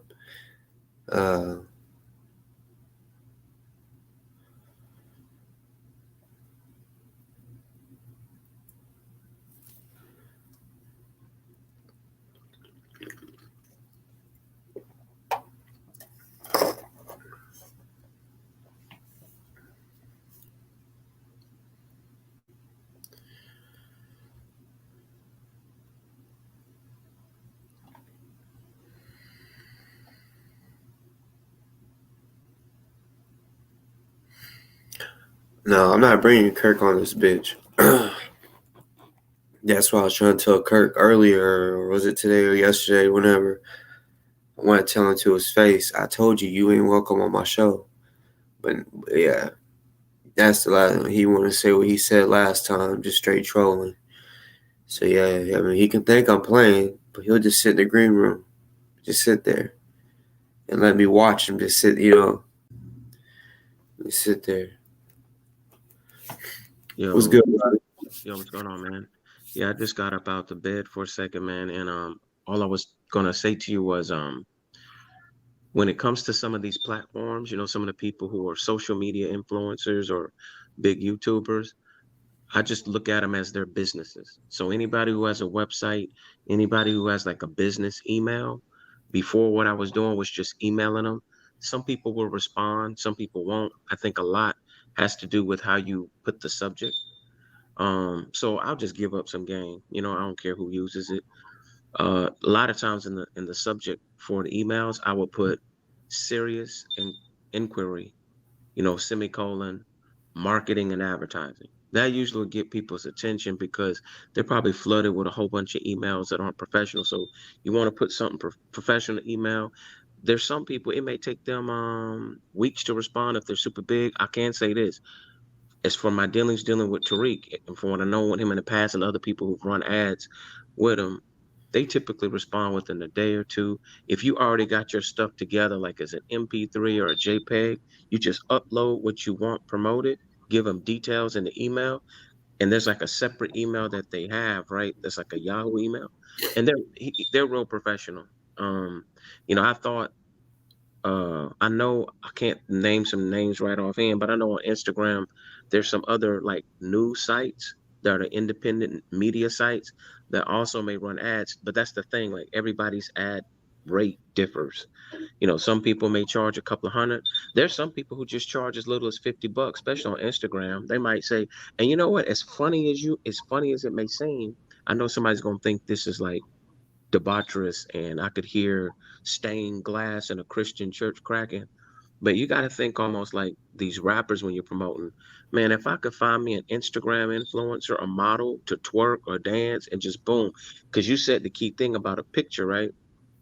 Go through the archives, find a decent picture of brother Ozone. Ozone, and then what you do is on Fiverr, the website Fiverr, man, they got some cats from India and even from the United States that could put like a little kit together, promo kit together for less. I say for $50, $60, you really balling out of control. Sometimes for as low as 20, $25, right? Somebody could take the picture, put the information that you want in there and make it like a little promo. Now, when it comes to somebody like Tariq, sometimes he'll run his radio show and he'll just have like a screensaver on his show and he'll just talk, so he might just play audio. So you may want something audio recorded that says, you know, I'm trying to, however you would want to word it. That's what I'm saying. Like, I'm thinking maybe even the new Black Panther Party might be able to handle this a little bit better because they're real good at radio. So if you got somebody who has like a good radio voice, it could even be OC. Somebody do like a quick 15-second ad. So now you got that one in your arsenal to run just as audio, right? Then you can get another one that's put together like a press kit that has the brother's picture in a decent standing, a little bit about them. You could even make like a little uh, video, right? Put it on your channel. Now, once you put that promo video on your channel, all you got to do now when you contact these influencers is just send them the link and just Yeah. say, look, can you promote this right here? And think about it. You put the whole thing up there to what you want to, telling the brother's story without giving away any details that could incriminate him, things that put him in a positive light, and then from there just stress the sense of urgency of what you're trying to do. And once they know that it's a website, and once people do their background and they know that it's not something fugazi, you can't please everybody. There are going to be people who question you. But I'll say this, I'll use me as an example, a guinea pig. I wasn't balling out of control. Let's say I ran an ad one time for $80 or $140 on, say, Tariq's channel, and I promoted a song. Man, shoot, I could get like 1,500 views. And then I'd start seeing like more streams, through Spotify or whatever. And it was one of those things that sometimes you don't understand the analytics till like months go by. But what I'm saying is, say if you ran an ad for a whole month, that's at least 4 episodes with thousands of people seeing, with people who would see it on his website. And then from there, it's just reaching out to people who are on other social media platforms, even Instagram. Like, never sleep on Instagram. There's some people that I forget the name of it, man. There's this one Black News Networks. I'm pretty sure everybody's seen it. Like, they have all the big stories. I've tried to reach out to them a few times.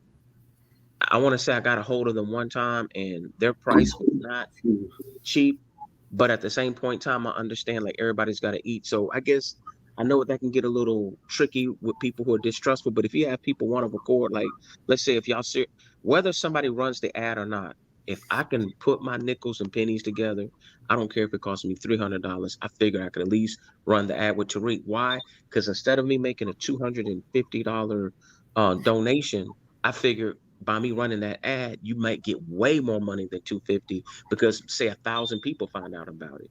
And if Mhm. and if he doesn't, and if he, because actually Tariq did mention Brother Ozone once when it first happened, right? So what I'm thinking is it's all about the optics. As long as the optics are showing like, look, you call yourself a black person who's an American, who's for freedom and for rights. If you're BLM, you should support Ozone. If you're a conscious black person hustling oils and CMOS, you should support Ozone. Why? Because Ozone could be you. You could be next. So that's kind of like how I would present it. You don't have to necessarily use fear as a motive. I wouldn't really get too much into any of like the militia footage. You want to focus on him being a father. He was somebody who's accosted. And then at the very end, if you want to put it, say, and he was somebody who was an activist, right? Not the narrative that they would spin, right? And that's Mhm. really it. That's really it. That's just my suggestion, man. I was laying down and I'm listening to you. And that's something that if I had more money, I would have explored with it more, because that's really what it boils down to is, I'd say, if there was like $1,000 budget a month, you could do some real damage in terms of marketing. And I mean, and that's in addition to still doing fundraising, still do fundraising. But like if there's some people right now here, uh, you know, in the chat that view the channel or even through your back channels, if people even communicate through me through email and they say, okay, look, brother Robbie, if you can contribute 200, I can contribute 200. Somebody else contribute 100, and then before you spend any money, you try to find the best deal for marketing. Obviously, being that Tariq just came off the success of raising $1 million, I'm thinking that's really easy. I think it's all about how you approach people. As long as you approach people in a way that it's not a threat to their brand and they know that you're not talking reckless. That's another reason why I'm telling you, boss. And I'm telling you this as an elder. And I hate to call myself an elder, believe me. I try to dye my beard. I try to hold on to the hairline. I'm an elder, whether I want to be or not. So as an elder, what I'm telling you is, hey, don't get into the pig pen with the pigs. You know what I'm saying? No pun intended. You know what I mean? Don't get into the pig pen. Like the prodigal son, he forgot who he was and he went to a land that wasn't his, and the devil was waiting for him to put him in a I know trap. what you're saying. You know what I mean? So what I'm saying is, think about it. Let's just say Tariq or some of these other guys, when they start doing their homework and they Google your channel, they're not even gonna know about the dude that you're beefing with. They're not gonna know about any of that. All they're gonna do is like people who are potential investors like myself. That's why I had even asked the other brother when I mentioned, I said, what is your platform about? I'm not asking him that to interrogate him. I'm asking him that because sometimes, man, some of us are not going to pick up a rifle and march.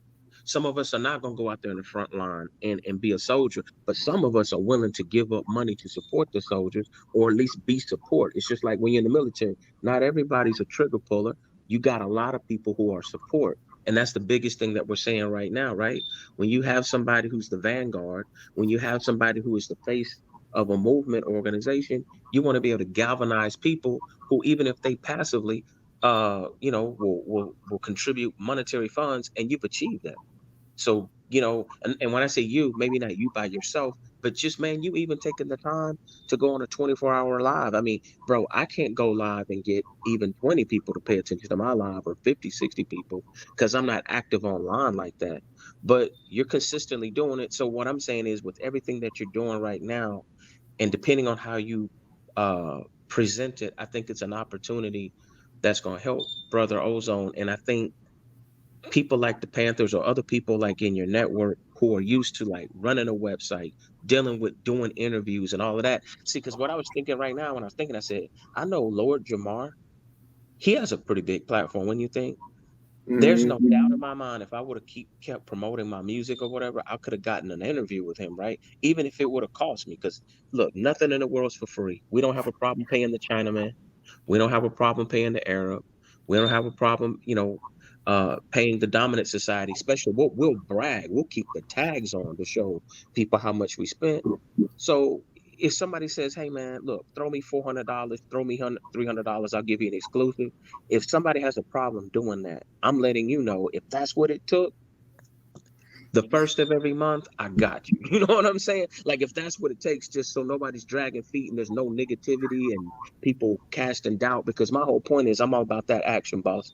So for me, I would love to see Crystal get an interview, say with the Lord Jamar, and talk specifically about Brother Ozone's case, because it has nothing about him being a Panther or anything like that. It's just people who've known him personally, that've been around him. They can have more passion. They have media skills. They know how to present themselves in a professional manner, and they don't even got to be something long and drawn out. It's more like a APP. It's more, APB is like a bulletin, I an don't know alert. if you think, but Toronto got an interview with Lord Jamar. Really? Yeah, Recently, or are you talking about right now? like in the past month. Well, he must have reached Crazy. out to him the same way that I'm saying, bro. You see, this is what you got to It understand. was in person. Oh, wait a minute. I think I know what you're talking about, because they're both kind of like from the same not religious set, but look, put it this way, they all kind of know each other because of the New York connection, right? So you got to realize, Taharka, I think he's done debates before and all of that before. So this is what I mean.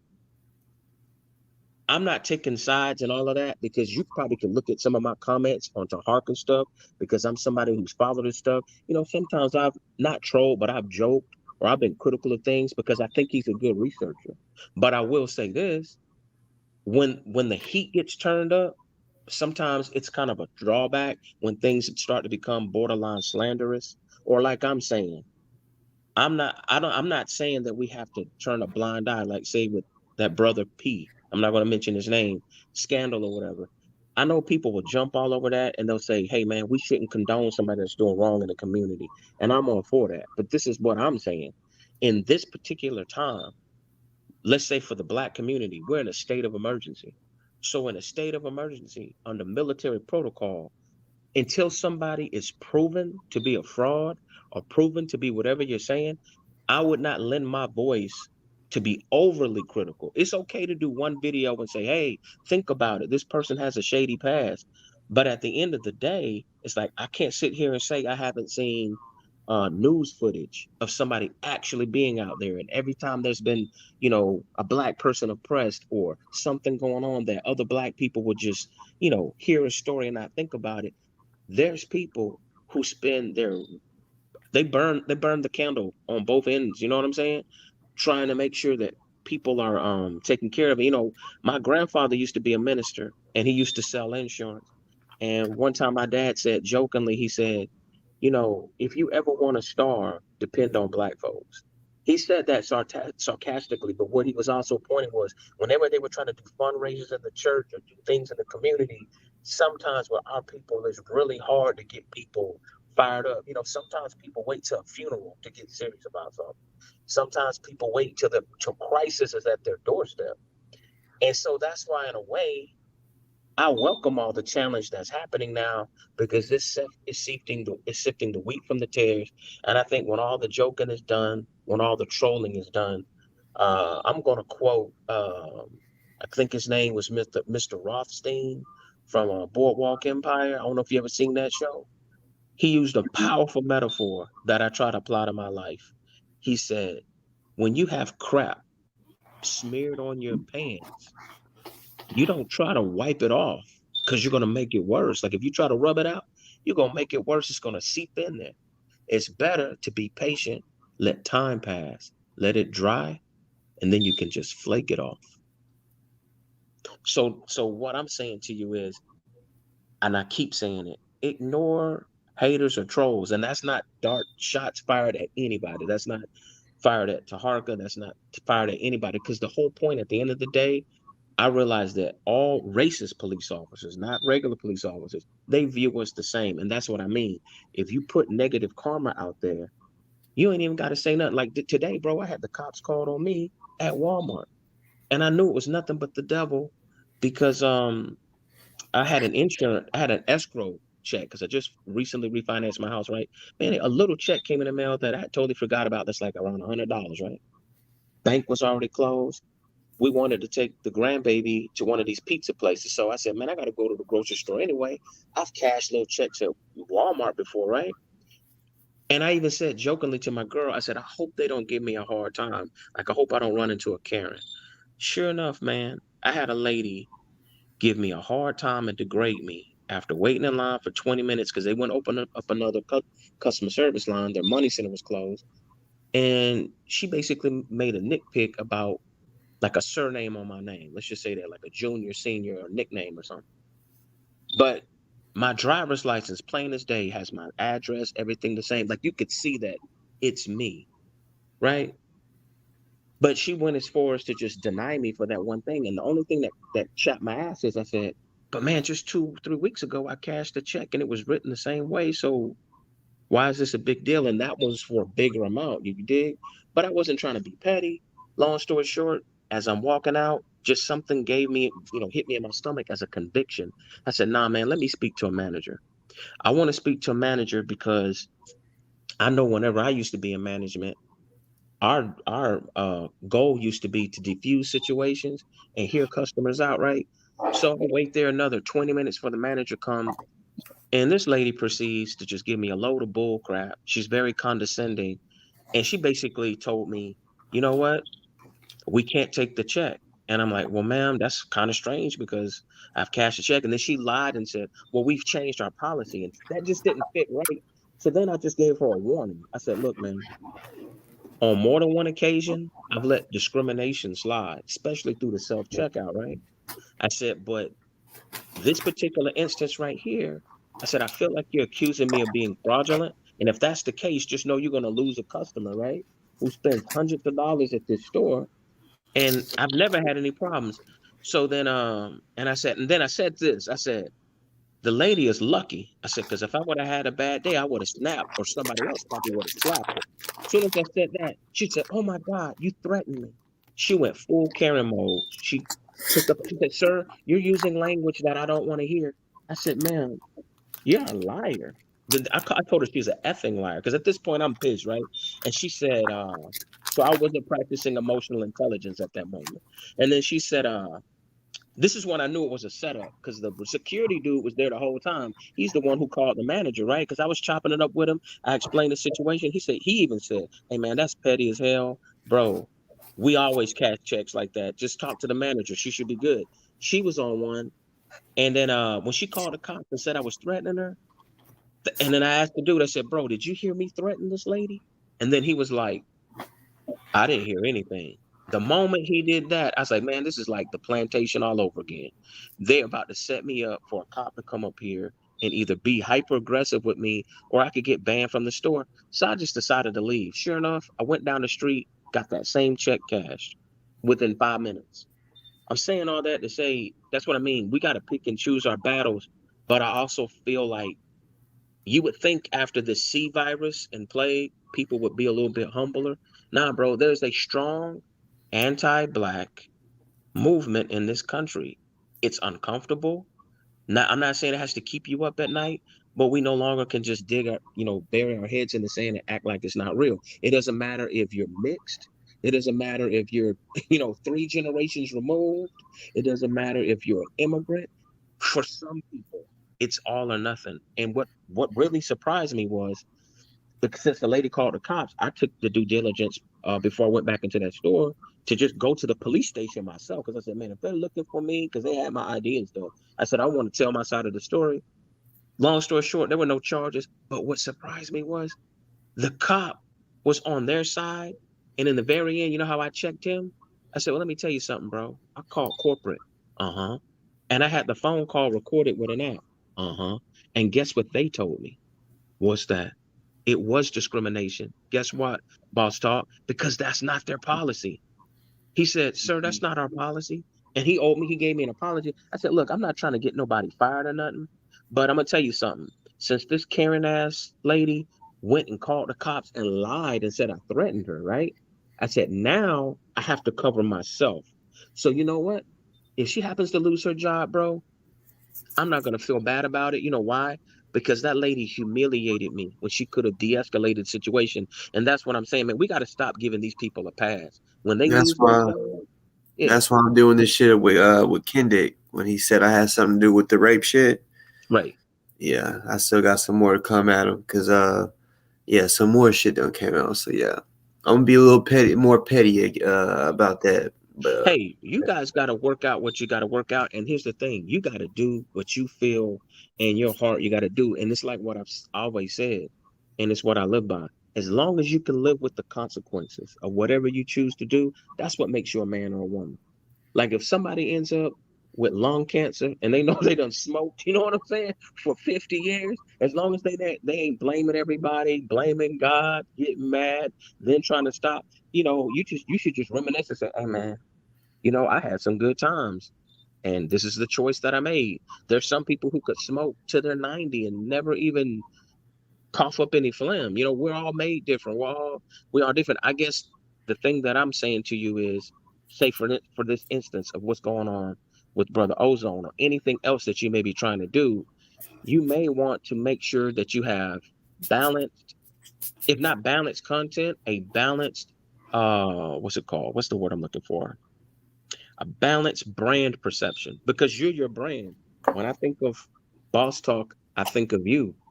So you just have to think about that moving forward because you never know, bro. You might wake up one day and you have 10, 20,000 subscribers. and Right. people following you because not because you rode a wave, but because you created a wave doing something positive and constructive, which I think that's the aim overall.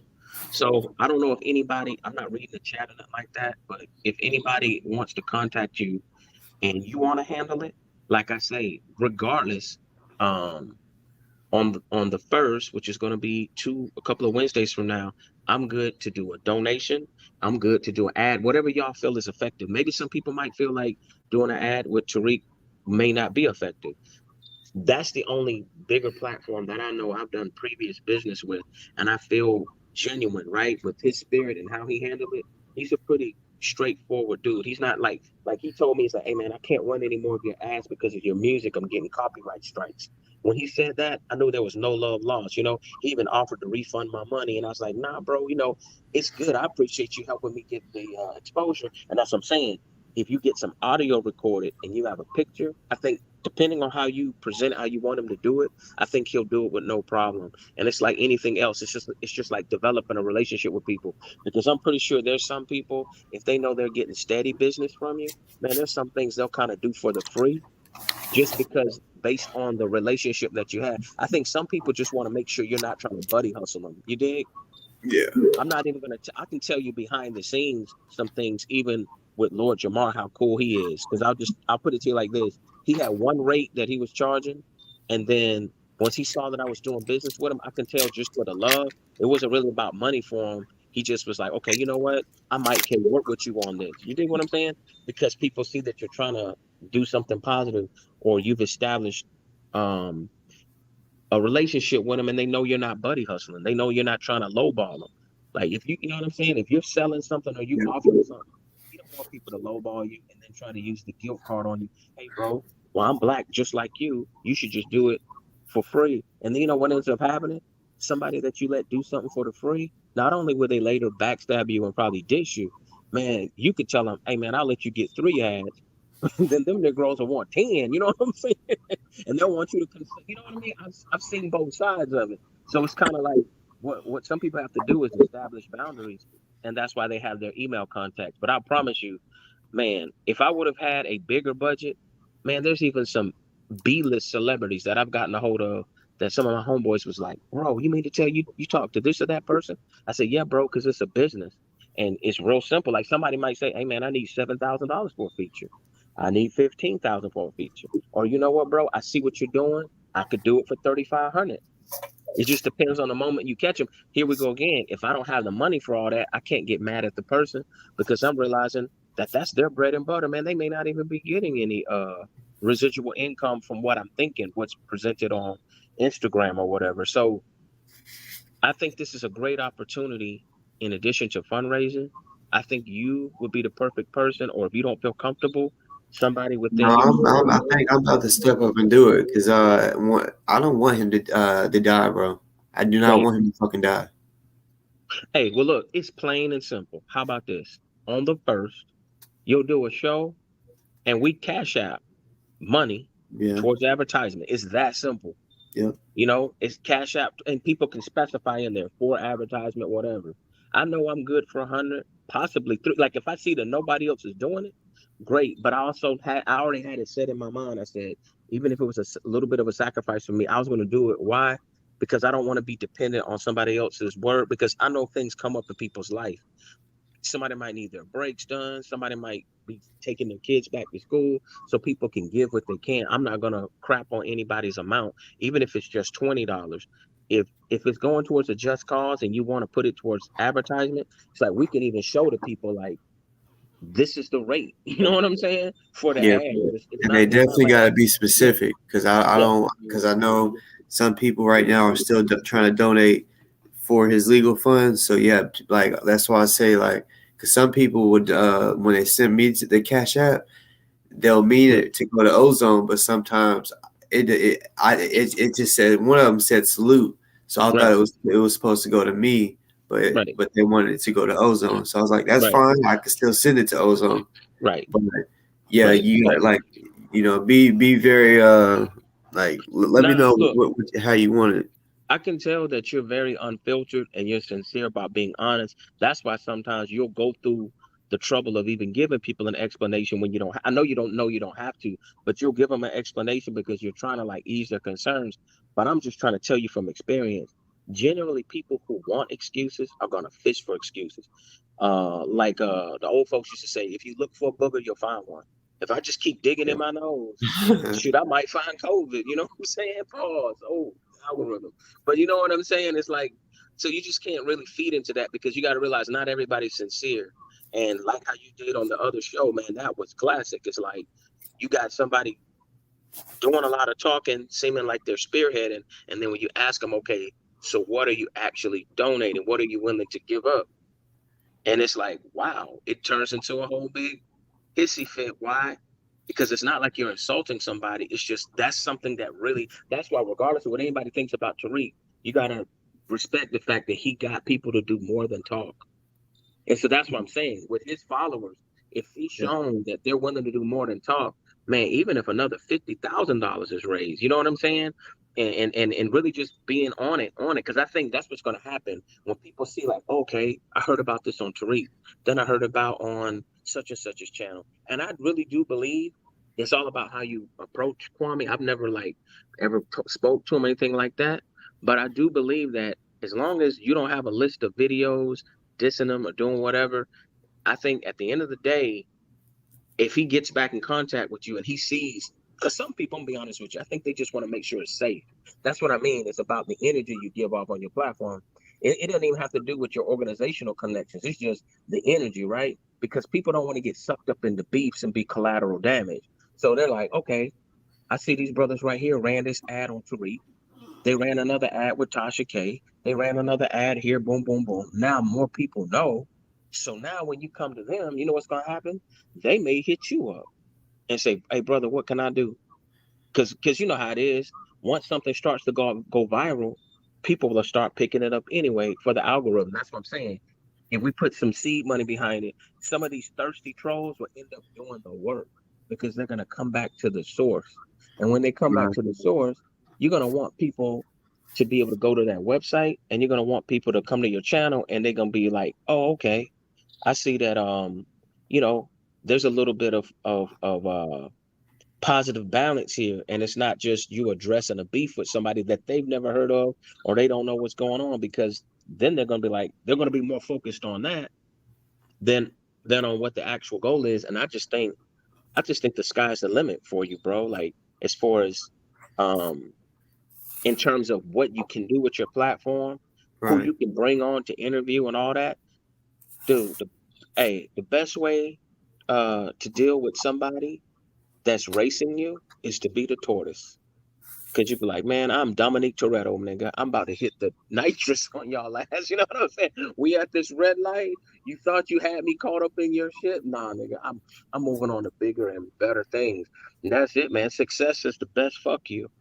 And you know what? It is. I'm telling you, it is. Cause what did Pac say? Niggas gonna hate you for whatever you do. It's true.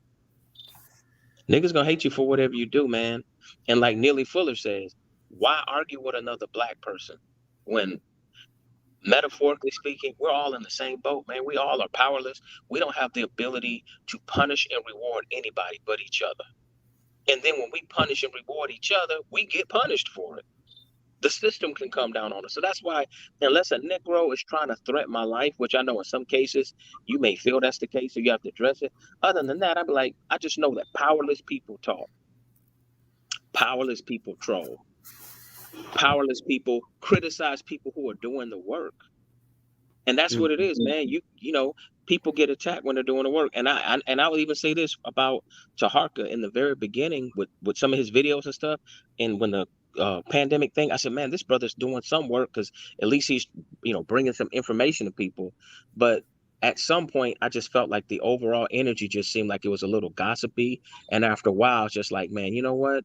I just really don't have the time. And then, to be honest with you, I think the internet started shadow banning him a little bit because I wouldn't even get the notifications. So when the story broke about brother Ozone, you start hearing about it on social media a little bit. I said, wait a minute, I think I know that brother's name from Morris World. I know I seen the name associated, right, with NFAC. So then when I do a Google search, your channel came up and the new Black Panther Party came up.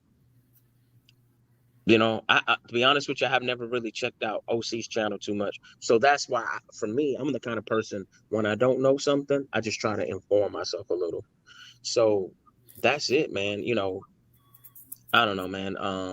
I'm being kind of long-winded, but yeah, You man, good? just let me know, man. You have the email, or like you say, I'm gonna keep tuning in. The first is when it's good for me. I'm definitely good for 100.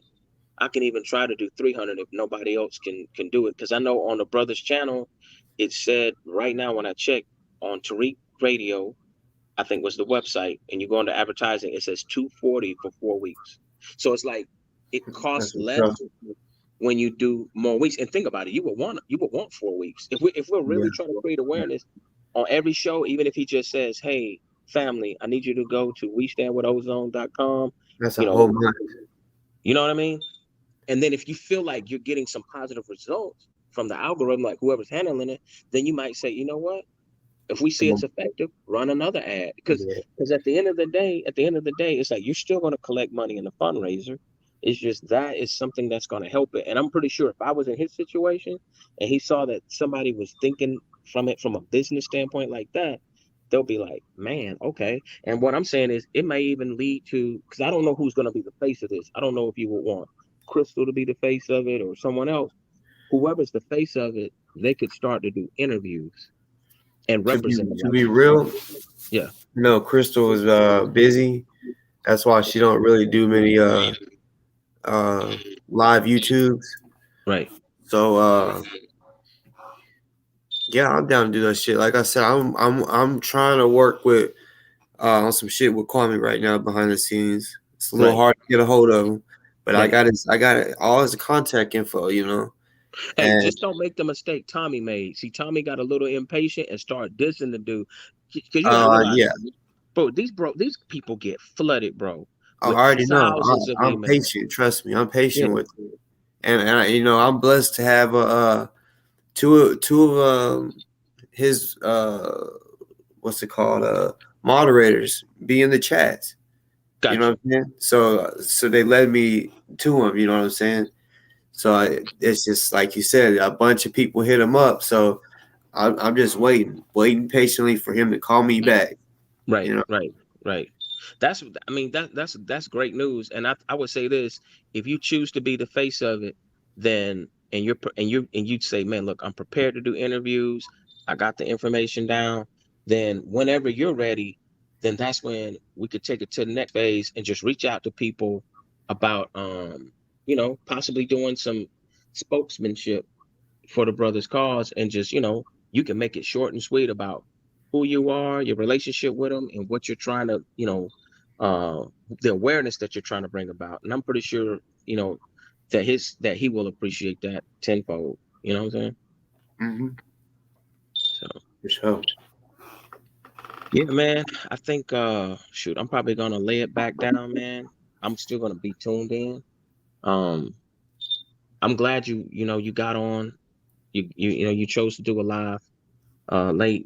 I was dozing off a little, but my phone will give me alerts. I'll be paying attention because I like to get updates on things, and also I like the overall energy on your channel whenever Black is on and some of the other brothers are on and they're chopping it up, because it kind of just sends like some positive energy my way, where I'm like, man, okay, especially when I can see a group of Black men not arguing and you know what I'm saying, and yelling at each other and criticizing each other.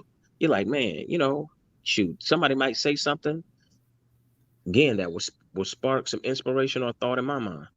So Yeah. anyway, bro, you stay blessed. You Everybody stay too. blessed, man. And like I say, on the first, I'm cash apping. You know what I'm saying?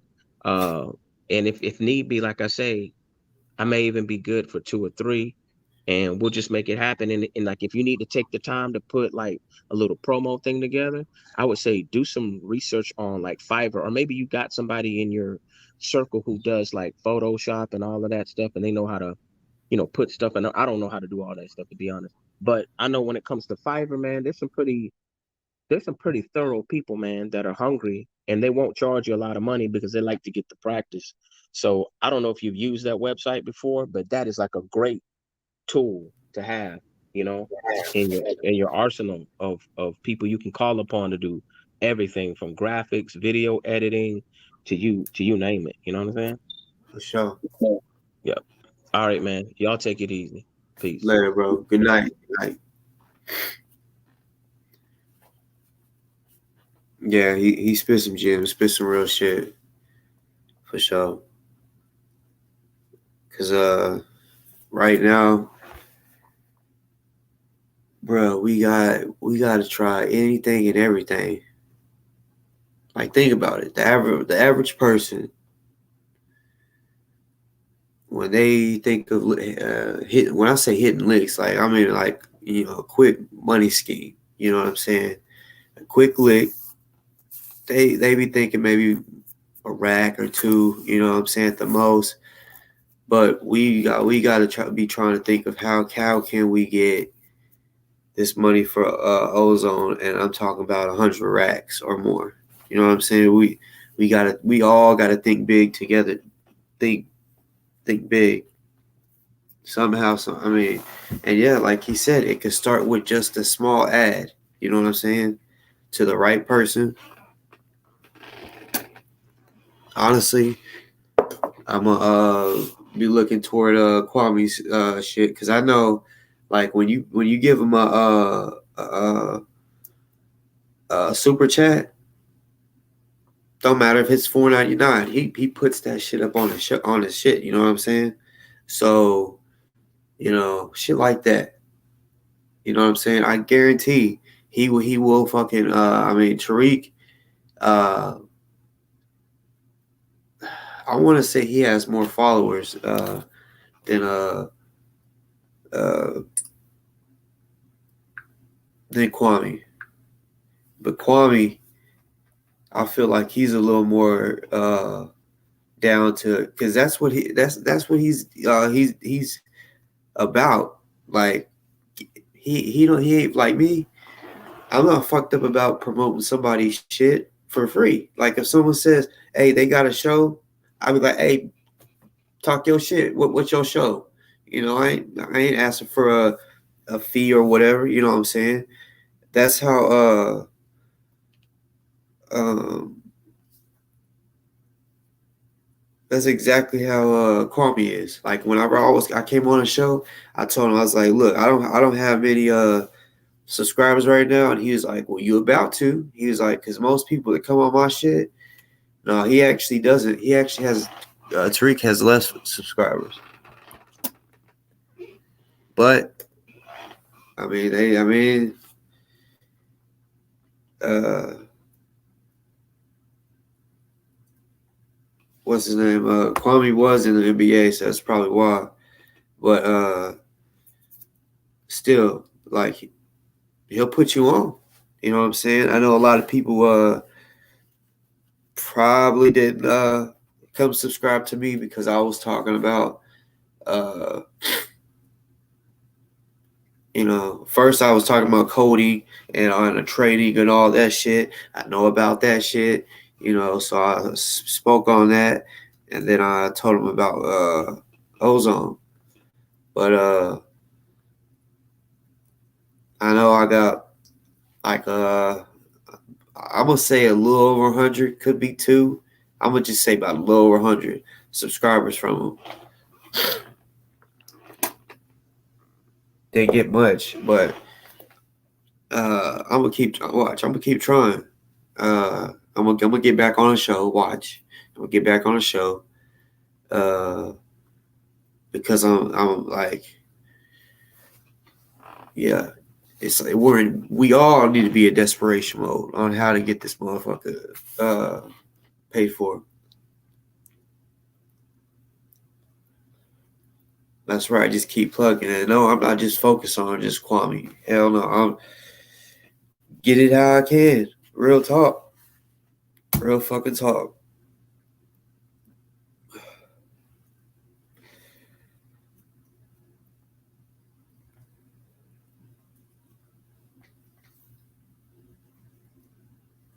And that's why I be trying to like kind of preach to y'all too. Y'all should be that think that way too. Get it however you think that you could get it. Everybody can play their own part. You know what I'm saying? Somebody might know this person, or know that person. You know, like the saying is, it's not about what you know, it's about who you know. That's real shit.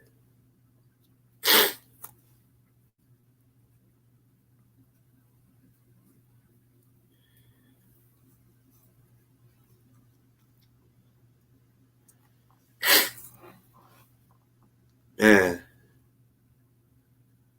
I ain't gonna lie. I wish I had a couple racks just to throw to Boosie, little Boosie.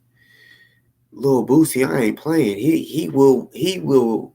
That's what he does. Like I mean, that's how he made his money off of IG promotions and shit, like T-shirts. I mean, he'll like promote the fuck out of it. I'm talking about like say if it's some chips that you got, he will act like them chips is the best chips he done ate. You feel me?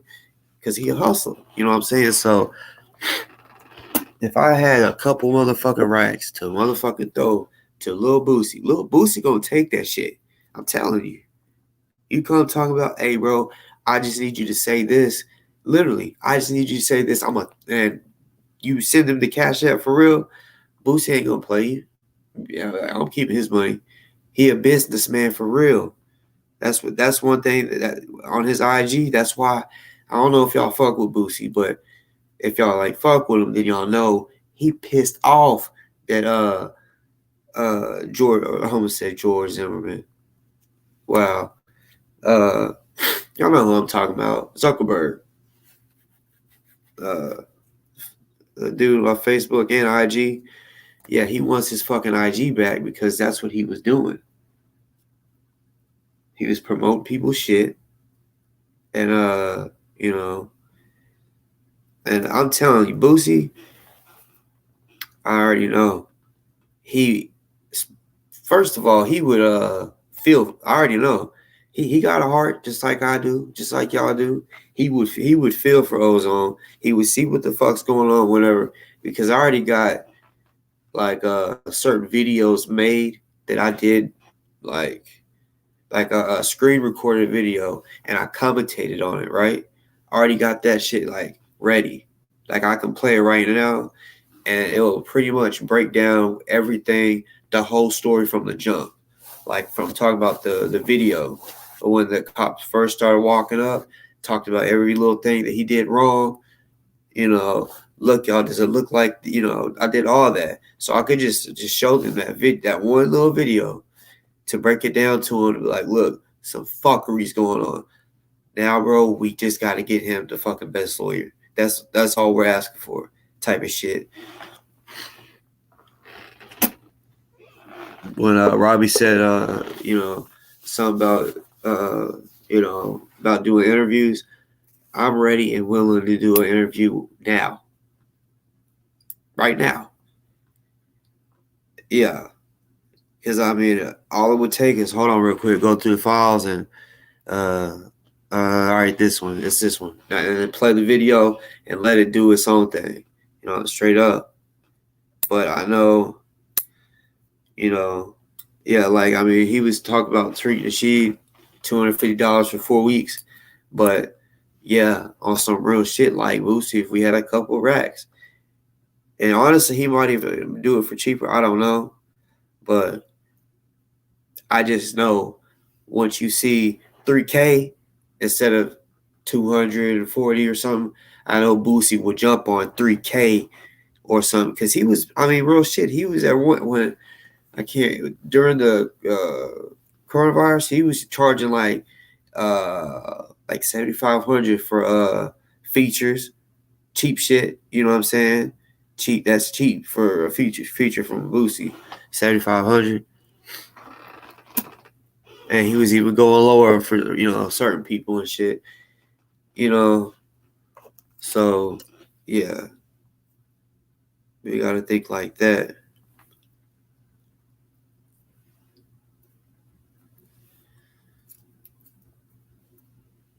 Damn, my phone just died and shit.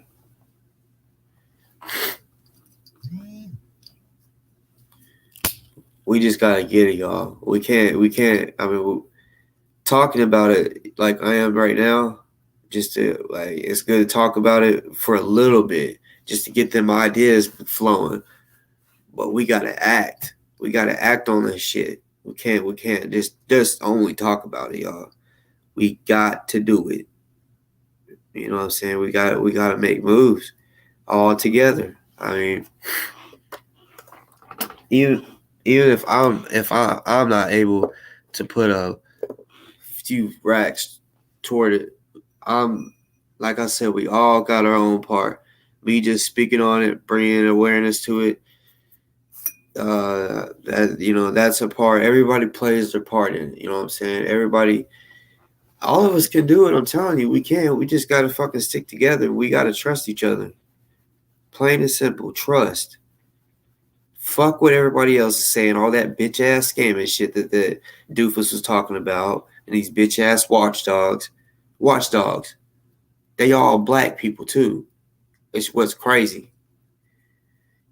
Ain't nobody white in there that's a watchdog. That's the fucked up thing about it. They know damn well we raising money for fucking ozone, and they want. Well, actually, I don't know. It could be some white people in there, some white haters, because it's multiple people. But you know, I want to speak on something too. Y'all know that Linda Evans chick. So I get an email saying that if I didn't take a video down, that video of me and OC, talking about her, and there was other people on there, that she could use legal action, right? So I'm like, oh hell no. So I call that motherfucking number, right? I call that number, and I'm like, it was this rude ass woman answer the phone, right? And I'm like, yeah, I'm calling because I received an email from y'all, and they was like, who's your lawyer? And I was like, I don't have a lawyer. I'm talking about, I'm calling. I received an email from y'all, and she was like, if you're not a member here, or if you don't have an attorney and you're not a member here, uh, uh, you can't. How did she say it? Basically, I couldn't talk. She couldn't do anything for me if I wasn't a member. And I'm thinking, what if, like, most attorneys or law firms, they do, like, some of them do free consultations, shit like that, or whatever. The paralegal will talk to you for a second before you talk to the actual attorney. It was nothing like that. It was like on some like rude shit, like, and I'm like, no. What I'm saying is, I know a lot of people. I'm connected with a lot of people, and this woman is trying to. I got an email saying that if I don't do something, that this woman's gonna take legal action. So she told me to read off what the file number was, but she heard me wrong. So she said, it's not in here. I can't find it. Like, just rude the whole time. No, not professional at all. So then she ends up saying, what's your name and a number. After I give her the file number, she realizes, okay, there's a file under this, and it's out of Chicago. And she said an attorney will call you in 1 to 4 hours. Nobody called. So tomorrow I'll be calling back. I'll call early. That way, I'm gonna call early because I want to say, what the fuck did I do wrong? You got to understand, this woman didn't know a damn person. When she's trying to raise 1.5 million, I can't say nothing about it. But people can go on and say, oh, someone's scamming, and the GoFundMe get took down. That's legal. But I can't go on here and tell people, don't donate to this fucking woman because she's trying to donate. I mean, she's trying to raise 1.5 million. And she don't know a motherfucking soul in the NFAC. She don't know GMJ. She don't know a motherfucker. But she want to jump in and try to raise millions or $1.5 million. That's a scam. But I can't say nothing about that. So yeah, it's a little weird. I didn't get a call back. Yeah, I just want to talk to the attorney. Be like, what's up with it? See if that's a scam. The phone call, I mean, seemed legit, but at the same time, it seemed scamish. I don't give a fuck. I'm gonna try to say that if the videos stay up, she's liable to use legal actions against me and OC against OC too, and K Money. She's already saying that she got lawsuits out against K Money and shit.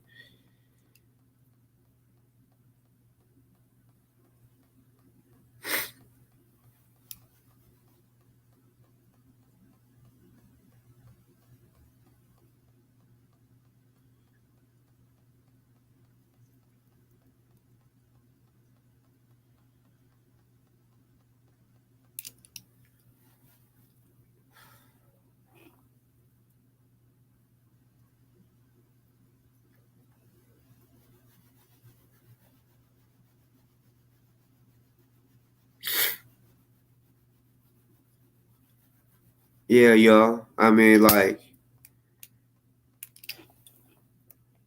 yep. She gave me a cease and desist. She sent me a letter, email, basically saying a long. I mean, it was long, y'all. It's like, damn. Like all you had to say was, "Bro, if you don't take that down, I'm sue you or whatever."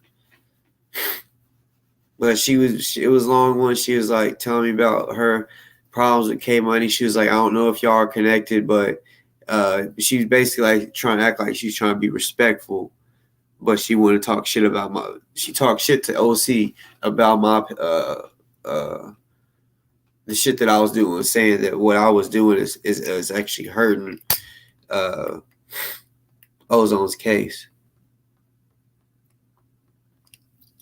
And I'm like, no, it ain't. I haven't said anything to incriminate him. What I have done is state the facts that of what could help him. And it ain't nothing secret. It's fucking public. Like that nigga Kendick, he want to say, he goes on there and breaks down the case. And it's like, it doesn't matter about breaking down the case. Anyone can do it. All of us. We all see the same video. I just slowed it down. We all like, come on now. We all can do that.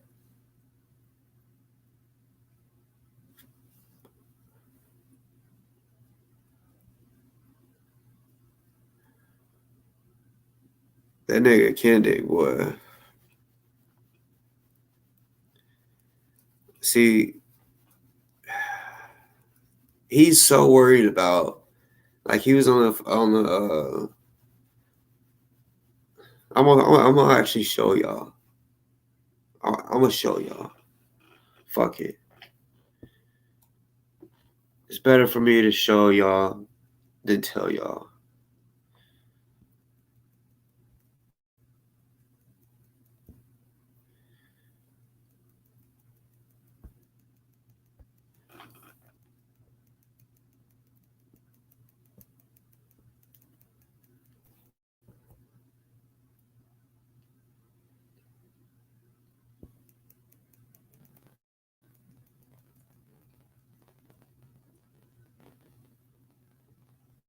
Yes, this is for educational purposes only. Got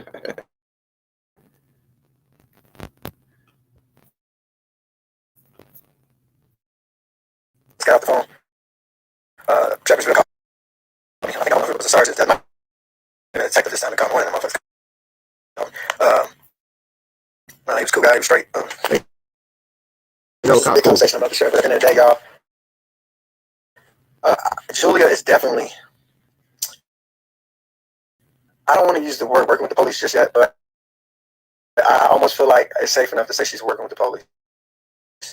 I just want to tell y'all, for a fact, I know it ain't been Julia. She ain't working with him, but she's pressing charges on your bitch ass. Her phone.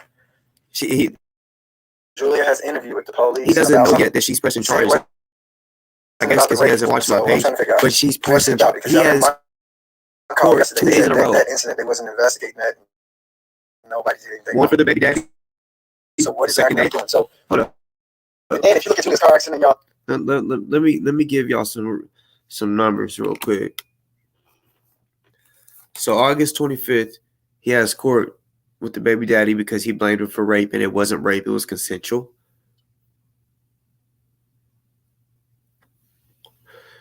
She also had a wreck the other day, right?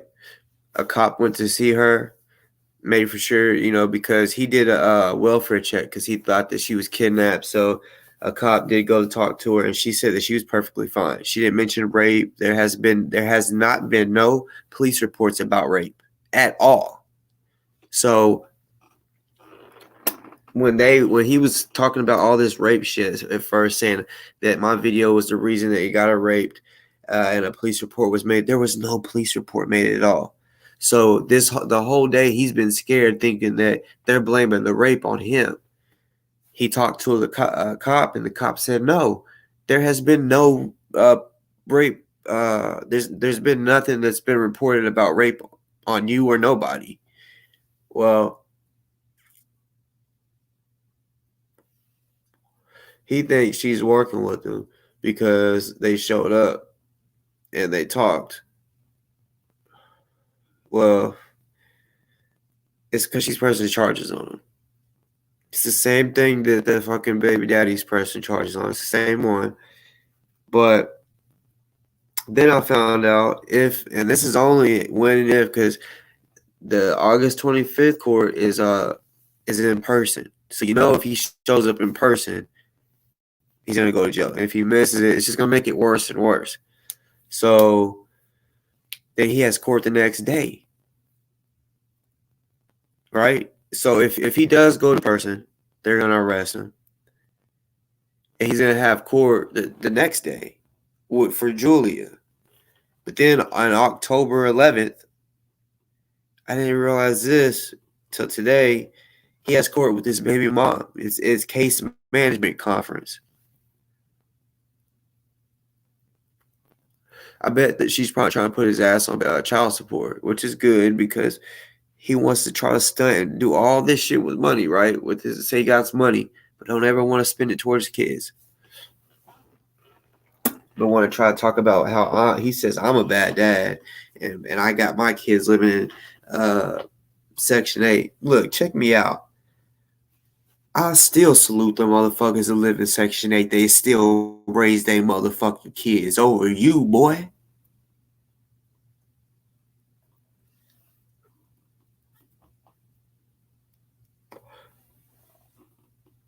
I can hang in Section 8. I can hang with the rich folks. I don't care. But you know what? I could be rich and still hang in the motherfucking hood. I'm telling you that. I would.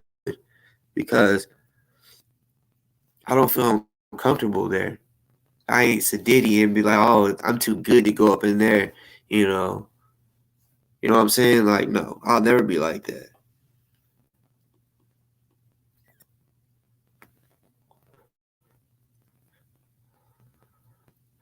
But Julia, she has her own shit going on too. She has court October 15th.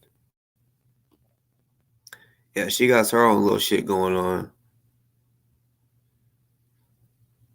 Jay, exactly. Like, I mean, what it is he's trying to down, make me look bad, play hating shit. That's what he was doing when Julie was there. Like, trying to make it seem like, oh, he has so much money. Like, oh, I got all the money, but you a broke nigga. Because he knows,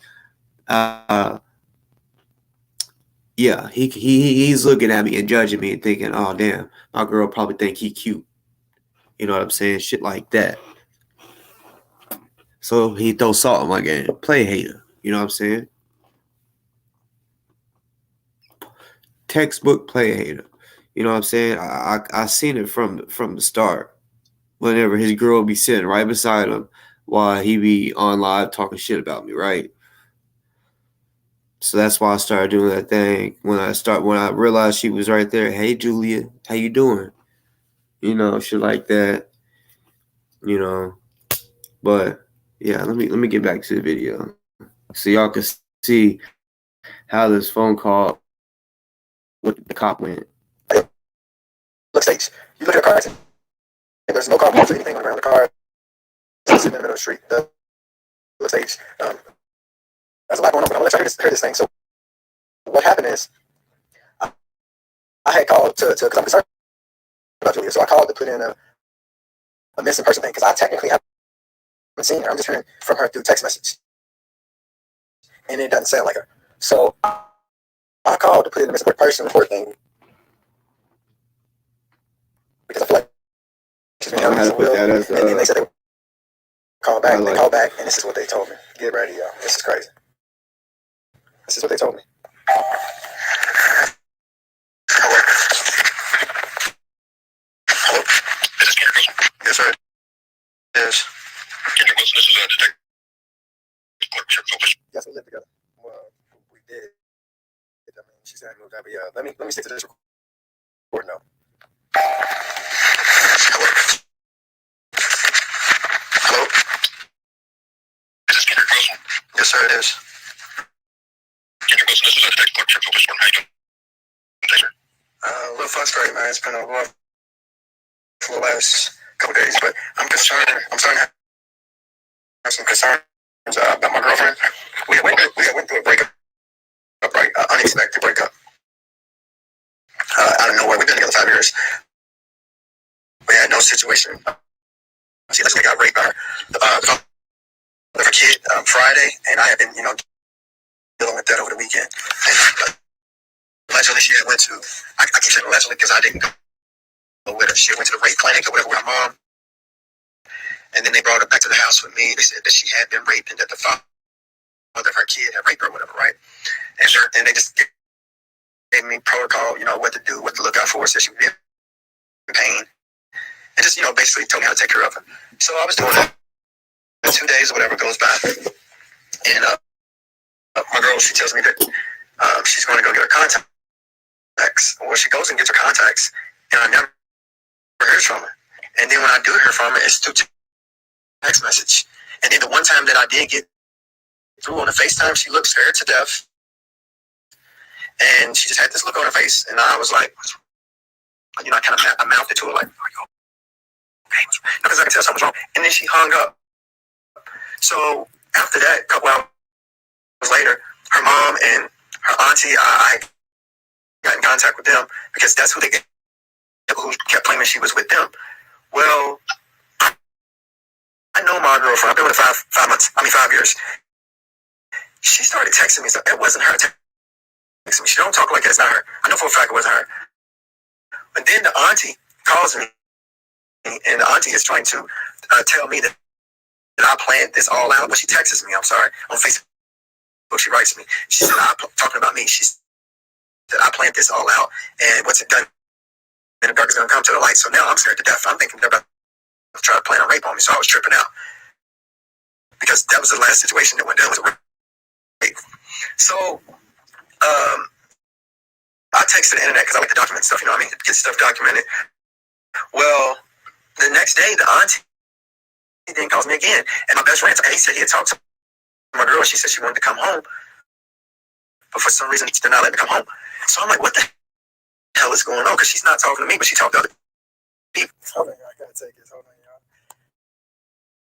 I gotta take this. Hold on. See this nigga talk. I got let my cousin know I'm good. Hold on.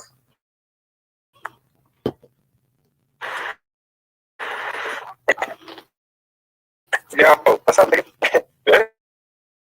Yeah, I'm over playing this recording right now. Some shit. I'm at. What's real quick. Let me take care of this real quick. All right. All right, y'all, my fault. You got this. All right. All right, let me get back to this, y'all. What was I at? Hold on. Here we go. In pain. And just, basically told me how to take her up. Brought her back to the house. Some concerns about my girlfriend. We had went through a breakup, right? unexpected breakup. Out of nowhere, we've been together 5 years. We had no situation. Sorry, She allegedly got raped by her far back, but the father of her kid Friday, and I had been dealing with that over the weekend. And allegedly, she went to. I keep saying allegedly because I didn't go with her. She went to the rape clinic or whatever with her mom, and then they brought her back to the house with me. They said that she had been raped, that the father of her kid raped her or whatever, right? And they just gave me protocol, what to do, what to look out for, so she would be in pain, and just basically told me how to take her up. So I was doing that 2 days or whatever goes by, and my girl, she tells me that she's going to get her contacts. Well, she goes and gets her contacts, and I never heard from her. And then when I do hear from her, it's through text message. And then the one time that I did get through on the FaceTime, she looked scared to death, and she just had this look on her face, and I was like, I kind of mouthed to her like, okay, because I can tell something's wrong. And then she hung up. So what's up with these niggas, man? Hold on, man. Hold on, y'all. This niggas is nuts. Niggas keep throwing question, man. I'm trying to do something, y'all. Let me get this shit out. After that, a couple hours later, her mom and her auntie, I got in contact with them because that's who who kept claiming she was with them. Well, I know my girlfriend. I've been with her 5 years. She started texting me. So it wasn't her texting me. She don't talk like that. It's not her. I know for a fact it wasn't her. But then the auntie calls me, and the auntie is trying to tell me that I planned this all out. When she texts me, on Facebook, she writes me. She said, I'm talking about me. She said, I planned this all out, and what's done in the dark is going to come to the light. So now I'm scared to death. I'm thinking they're about to try to plan a rape on me. So I was tripping out because that was the last situation that went down was a rape. So I texted the internet. I like to document stuff, get stuff documented. Well, the next day, the auntie didn't call me again. And my best friend, he said, you talked to my girl. She said she wanted to come home. But for some reason, they're not letting her come home. So I'm like, what the hell is going on? Because she's not talking to me, but she talked to other people. Now, this is where it gets tricky. While I was on the phone with my best friend that she allegedly contacted, her auntie calls me. Her auntie is calling me and basically trying to apologize and tell me that they played stuff wrong. By this time, I'm mad. I'm like, no, forget this. I say, this girl had been gone for X amount of, going on 2 days. Ain't nobody contacted me. I was like, this relationship is done. I'm like, just come and get her stuff and get out. So, because I'm mad, because I feel like she's been raping, back in me, they kind of torturing me on purpose. I didn't like that. So I said, I told the mom that maybe she should just move in with her mom until she gets this rape situation under control, because it's not fair that y'all take her all day and they don't communicate with me. I'm over worried about her. So the auntie called me, and like I said, she tried to tell me to calm down and that they had played a situation wrong or whatever. And I told her to come get her stuff. Well, the auntie ended up coming to get her stuff. I had texted the auntie. I said, when you come here, I don't want no fighting anything. I want this stuff to be smooth. Just get her stuff. I'll stack it up neatly outside. Don't cause a distraction in my neighborhood. There's already been too much stuff over it. Please just leave smooth. But when she gets here, she does the opposite. She ended up almost getting me killed. I'm sure you heard about what happened 415. Red Crush was fucking insane. Well, as the day's going on tonight, I'm just thinking happy about this. I'm like, I haven't seen her face. I heard her voice. And then last night, they claimed that she got in a bad car accident, but she survived. So now I'm like, this shit ain't it. Something's not right. I was like, I need to call police and have them investigate. And because she lives in Shepherd's Jail, she's a resident of Shepherd's, she lives with me. And y'all can at least confirm, or somebody to talk to her that she's not kidnapped. Because the way she's talking to me, it sounds like she's been held against her will and been kidnapped. That's not her. And then when I did talk to her, she was scared. I seen her on FaceTime. She was scared and she was forced to hang up on me. All right, y'all. Now, before I play this next part, I'm gonna let it play. Remember, I asked them yesterday, was they doing an investigation? I talked to the sergeant, I believe, yesterday. I said, was they doing an investigation on the event that took place outside of my house yesterday? he said they wasn't doing the investigation. I remember that. Listen, he said I didn't do anything wrong or anything, but listen closely. When was that? Did you come through? That was 2 nights. Not yesterday, the day before. Well, I do know that one of our detectives reached out to her this morning. Okay, I guess it happened yesterday to check on her. She said she was fine. That's about all I know of the case. I don't know nothing about yesterday. I was in class yesterday, sir. So here's the thing. Julia was not involved in the incident list. She wasn't even here. So why would the detective be reaching out to her and checking on her? She wasn't even here. So that makes zero sense. Why would the detective reach out to her, but no detective has reached out to me when it happened in my house and a cop went to his gun. I was about to shoot and kill me, but no detective reached out to me.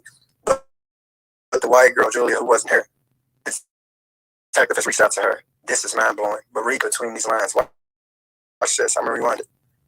I do know that one of our detectives reached out to her this morning. Okay. It happened yesterday to check on her. I guess, from the incident that happened yesterday. So he said, I guess, but he could have been reaching out to her for something else. Peek in. Did you talk to him? That was 2 nights, not yesterday, the day before. Well, he's already cleared the rape situation. He said it was nothing about the rape. There's no rape that's been reported. So Julia must have lied. But I know she got raped. I know she got raped, but she must have took this money to make that rape thing go away. Because baby daddy just texted me like an hour and a half ago. He was like, fuck both of y'all. I was like, nigga, fuck you. When I see him, we gonna see how tough he is. But he texted me, so he's mad at her too. But I think they just settled. She took the money. But listen, y'all. Anyway, I did talk to her. She was scared. I seen her on FaceTime. She was scared. She was forced to hang up on me. When was that? That was 2 nights, not yesterday, the day before. Well, I do know that one of our detectives reached out to her this morning. Okay, yes, it happened yesterday to check on her. She said she was fine. But that's all I know of the case. I don't know nothing about yesterday. I was in class yesterday, sir. So is there any way I can send a detective and see her face to face to make sure she's not on my way? I think she has been held together. We have. Well, we had a detective make contact with her today, face to face. Okay, and also another thing. So Julia wrote me today, randomly. She hadn't been writing. She wrote me today, and there's some stuff, I care about you. And I'm sitting right here like, what the fuck is going on? I tried everything. Listen, y'all, something ain't right. Watch this now. So is there any way I can send a detective and see her face to face to make sure she's not on my way? I think she has been held together. We had a detective make contact with her today, face to face. Okay, and also another thing with that, why the detective, if there's a situation going on, why am I not getting the same treatment? So is there an investigation going on? I just called yesterday and spoke to a sergeant. What kind of investigation? I guess there's not an investigation to rape. Nothing like that. So you said it's not an investigation to a rape or nothing like that. What is the investigation about then, y'all? Our detective contact. That's what detectives do. We're not assigned to patrol. The patrolmen deal with the calls, patrol stuff, accidents, answer calls, and then our detectives follow up on incidents. And our female detective followed up on the incident with her this morning, and she's perfectly fine. She's seen her face to face. I didn't see her. So she says she never was raped. Okay, right? I don't know about that, sir. I don't. The rape we wouldn't have talked to her on the phone and face to face. Talked to her about the rape happened. So, and she's perfectly fine. That's what she said. And she's seen her face to face. I didn't see her. So she says she never was raped. Okay, right? I don't know about that, sir. I don't. The rape we wouldn't have talked to her. See, they won't deny the rape, but they say they're not investigating rape because I know for a fact Andrew's mama then paid that fucking money to make this shit go away. Watch this. The detective followed up on the incident with her this morning, and she's perfectly fine. That's what she said. She's seen her face to face. I didn't see her. So she says she never was raped. Okay, right? I don't know about that, sir. I don't. The rape we wouldn't have talked to her about the rape. The rape happened. They can't denied that she wasn't raped because she was raped, because she went to the rape clinic. At least that's what allegedly. I gotta say allegedly because I didn't go to the clinic with it. Her mama and the crackhead auntie who started shit in my house, they took it to the rape clinic and they brought her back to me after the rape clinic, showed me antibiotics and all this stuff, and told me what I needed to be doing as far as taking care of her. So she clearly was raped. So I don't know. Hold on. What was that? Fuck, hold on. Kids and everything else. Sir, you got a list more. The patrolman deal with. What kind of investigation are you asking about? So there's not an investigation to rape. If there's a situation going on, why am I not getting the same treatment? So is there an investigation going on? I just called yesterday and spoke to. So what kind of investigation are you asking about? So there's not an investigation to rape or nothing like that. Our detective contacts, that's what the detective do. We're not assigned to patrol. The patrolmen just deal with the calls, patrols of accidents, answering calls, and all that. And then our detectives follow up on incidents, and our detective followed up on the incident with her this morning.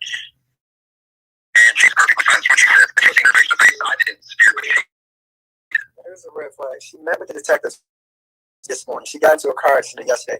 Y'all don't know what I know, but Julia had bruises and stuff on her body from where he had about arm. She had bruises on her body. You know, basically when somebody's been rough with you. She had the accident last night, but she had to meet with detectives this morning. So in order to keep the detectives asking her about them bruises, I'm pretty sure all those bruises that she got something on her eye, I'm pretty sure all those bruises that she had, she told the detective it happened from a car accident. These people are not fucking slick, y'all. Just listen. Patrols of accidents, answering calls, and all that. And then the detectives follow up on the incidents, and our female detective followed up on the incident with her this morning. And she's perfectly fine. That's what she said. And she's seen her face to face. I didn't see her, but she did. So she said she never was raped, okay? Right? I don't know about that, sir. The rape, we wouldn't have talked to her about the rape. The rape happened in Louisville. So, as far as Shepherdsville, listen, this cop knows too much, but acting like he knows nothing. Did y'all investigate? I'm just trying to make sure I'm not in no trouble. So, as far as that situation, there's nothing against me at Shepherdsville, right? As far as the rape or anything, there's no trouble because I've never done that down here. Like, I'm trying to figure out what's going on with me. Like, because y'all hunt me like a deer out here. There's nobody hunting you, sir. Oh, yes, y'all are, sir. But I'm not going to get into that. You're not me, so you don't know how I feel. That's just, I'm speaking from how I feel, sir. I'm not, you know what I mean? It's just a personal feeling. That's what it feels like. But when I'm trying to ask you, what's going on with me? What is your issue? Right now, Mr. Wilson, all I know is you got something going on in Jefferson County. You got a warrant for that's all I know. Okay, nothing. I can't go into depth on anything because I don't know. I'm not going to sit here and lie to you. So, yeah, I know something's going on, but I don't. Okay. I don't know, sir. Okay, that's fine, sir. I'm just trying to figure out what the hell's going on around here. Oh, man, I'm feeling like she's been kidnapped. Can I talk to you, man? Yeah, you can. Sir, you got an arrest warrant. You're living in your own house, like you feel like you're a prisoner in your own house because you know you got a warrant for your arrest. Here's the thing you need to think. Instead of doing twice the time that you would do on a contempt warrant, which you're doing right now because you don't feel like you're safe to go outside. That's what you just said. You feel like you're getting hunted like a deer. Why don't you turn yourself in and go to Jefferson County, knock it off, get it over with, and be done with it? Try to have it out. Over your head. I would do that, sir, but there's an officer by the name of Brian Hankinson, and a lot of people working for him. He's not an officer anymore. And I work on Breonna Taylor's legal team, and I know all his dirty little secrets. That's what this is really about. So it's like, I know they're going to try to kill me. Once I get in jail on top of that, don't you think this criminal unusual punishment, if you read the 8th Amendment, for me to go to a jail that's full of COVID-19 or to Boyle County, to Kentucky, and then y'all, it's a protest, but whatever, hunted like a deer. Why don't you turn yourself in and go to Jefferson County, knock it off, get it over with, and be done with it? Over your head. I would do that, sir, but there's an officer by the name of Brian Hankinson. There's a lot of people working for him. He wasn't an officer no more. And I worked on Breonna Taylor's legal team, and I know all his dirty little secrets. That's what this is really about. So it's like, I know they're going to try to kill me. Once I get in jail on top of that, don't you think this criminal unusual punishment, if you read the 8th Amendment, for me to go to a jail that's full of COVID-19 or to Boyle County, and then y'all, it's a protest, but whatever, hunted like a deer. Why don't you turn yourself in and go to Jefferson County, knock it off, get it over with, and be done with it? Over your head. I would do that, sir, but there's an officer by the name of Brian Hankinson. There's a lot of people working for him. And I worked on Breonna Taylor's legal team, and I know all his dirty little secrets. That's what this is really about. So it's like, I know they're going to try to kill me. Once I get in jail, on top of that, don't you think it's cruel and unusual punishment if you read the 8th Amendment for me to go to a jail that's full of COVID-19 and like 7, 8 people this year that died in Louisville jail? Why from me saying F you bitch to a judge and she hit me with contempt? It wasn't contempt. I was in my kitchen in my house over a Zoom. That's not contempt of court. So why would you hit me with cruel and unusual punishment? Violate my 8th Amendment, but then you also violate my First Amendment because fuck you bitch, it's not illegal. It's not illegal. I could have been talking to somebody in my house. It's not illegal. That's why the Zoom app is actually not being used in other places in this country. It's got 13 states or so. Just think about this, sir. If I pointed my gun at the phone and I shot it, would I be charged with attempted murder of a judge? I wouldn't. So why is it that I'm being charged with contempt of court? A courtroom and this legal procedure is supposed to be fair. It's unconstitutional what's going on with me. They charged me with contempt of court when I was in my house. I was in my kitchen. I understand that, but you gotta understand as a law enforcement, when a judge is using a warrant, that's, we've got to serve the warrant. Whether I agree with it's right or wrong, doesn't matter. You don't have to do it. You can do the same thing that we're doing as citizens in protest. But whatever little blood over our agreement y'all got, y'all do choose to carry out. But the bottom line is, sir, you guys are innocent, and I think it's fair that this woman is endangering y'all life by keep sending y'all my way. Especially that one officer, man, that old sheriff, I think it was Wall or something like that. Why would they send that old man to my house? Man, that's so sad, man. What if I was a real deal psychopath or somebody who was disturbed and I clocked out on him? I mean, oh God, that's sad. Man, you don't do that. That man probably got a wife, grandkids, and everything else. Why would you send that man here? That's insane. Grandkids, family, buddy, just like you got family. No, I know that. I know that, but I'm just saying that. Listen to me. You can make this all that simpler. I don't know for this Hankson guy you're talking about. I've never worked in Louisville. I worked in Bullitt County my whole life. But what I'm telling you is that you're making it, and that whether I agree with it, you agree with it, or anybody agrees with it, you're making out of a small situation. You're making it's not small. It's small to use. True stand. No, it's not important, sir. I'm saying, sir, my life will hold you for maybe 2 or 3 days. No, sir, she won't. That judge, once I get in there, that judge is going to stick charges on me all the way from Indiana to Kentucky, and then y'all going to try to stick something to Bullitt County. I know exactly what y'all going to do. It's not, if it was just about, I'm going to argue with you because I don't know you personally, and I don't take this guy, I don't take personal. I'm not arguing with you, sir. I just talk like this. I just want you to know I'm not trying to argue. I just talk like this. I understand. But what I try to tell everybody, and I try to make it logically simple, but sometimes I guess because I've never sat on the other side worried about going to jail or what I was charged with, I don't really understand what you're thinking as a human being. One, you can take this guy to deep waters and drown him. Watch this, y'all. Just listen to this. I hated to do this man like this because he was a nice guy. He's about to go out into deep waters. Watch this. I can relate on this note. For one, the jails are unsanitary. And why would I go in there with COVID-19 and risk my life? That's the main thing. For two, I was on Breonna Taylor's legal team. I'm the only person who did not take the money. Sam Aguilar tried to pay me money. I said no. On that note, I know Kentucky's dirty little secret. We all know. You, me, family, everybody in America knows they murdered the girl and got away with it. And I got the evidence there. So why would I turn myself over and go into a jail to where they can easily have me killed? It's just not cool. The woman that they use. That's the way you feel, sir. And then, like I said, I can't the way you feel. I just wish you would reconsider the way you're trying to get this thing in the bus. It's done for you. You can move on and do your thing. You keep on investigating what you want to investigate. You keep on doing what you're doing. I'm trying to make this come to a simple end for everybody. I understand. I don't want to see an old man get hurt trying to serve a warrant on somebody. I don't want to see a young cop get hurt or killed trying to serve a warrant on somebody. I don't want to see myself get shot or killed trying to serve a warrant on somebody. That's what I'm saying. I'm trying to stay kind of in the middle. I do my job one way. I don't know you personally, and I just do my job just like 99.9% of law enforcement. I understand, sir. I just hope y'all be aware of the red flags. The woman who falsified all these charges on me got me in that courtroom. She moved out of Kentucky. That's the major red flag. She falsified all this stuff. She just moved 3 weeks ago.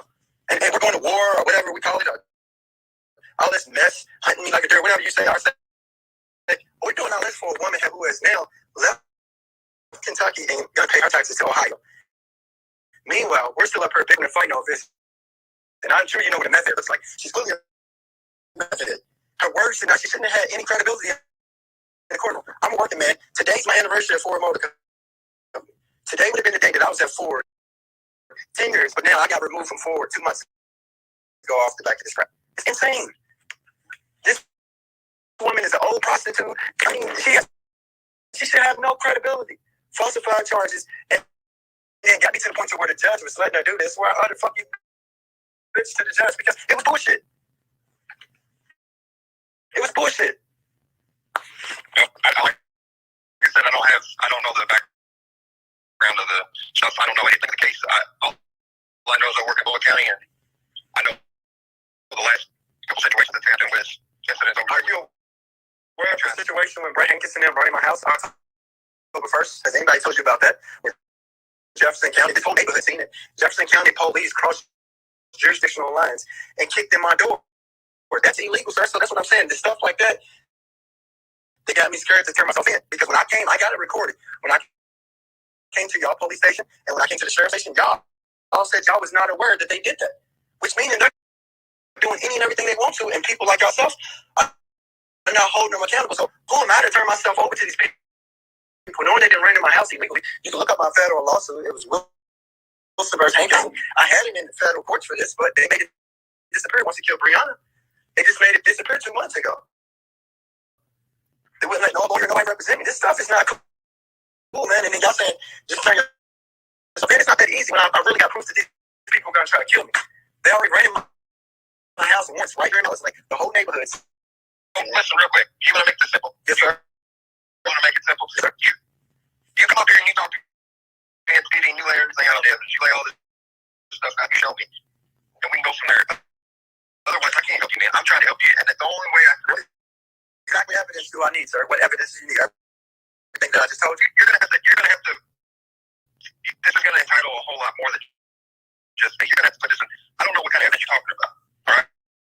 So if I conclude, you're gonna have to sit down with somebody that you can build trust with to present all this, or talk to somebody that you can't. I don't know nothing about that case, and there's nothing I can do to help you with the stuff that happened. That's what I'm saying. Y'all should be investigating because it happened in Shepherdsville.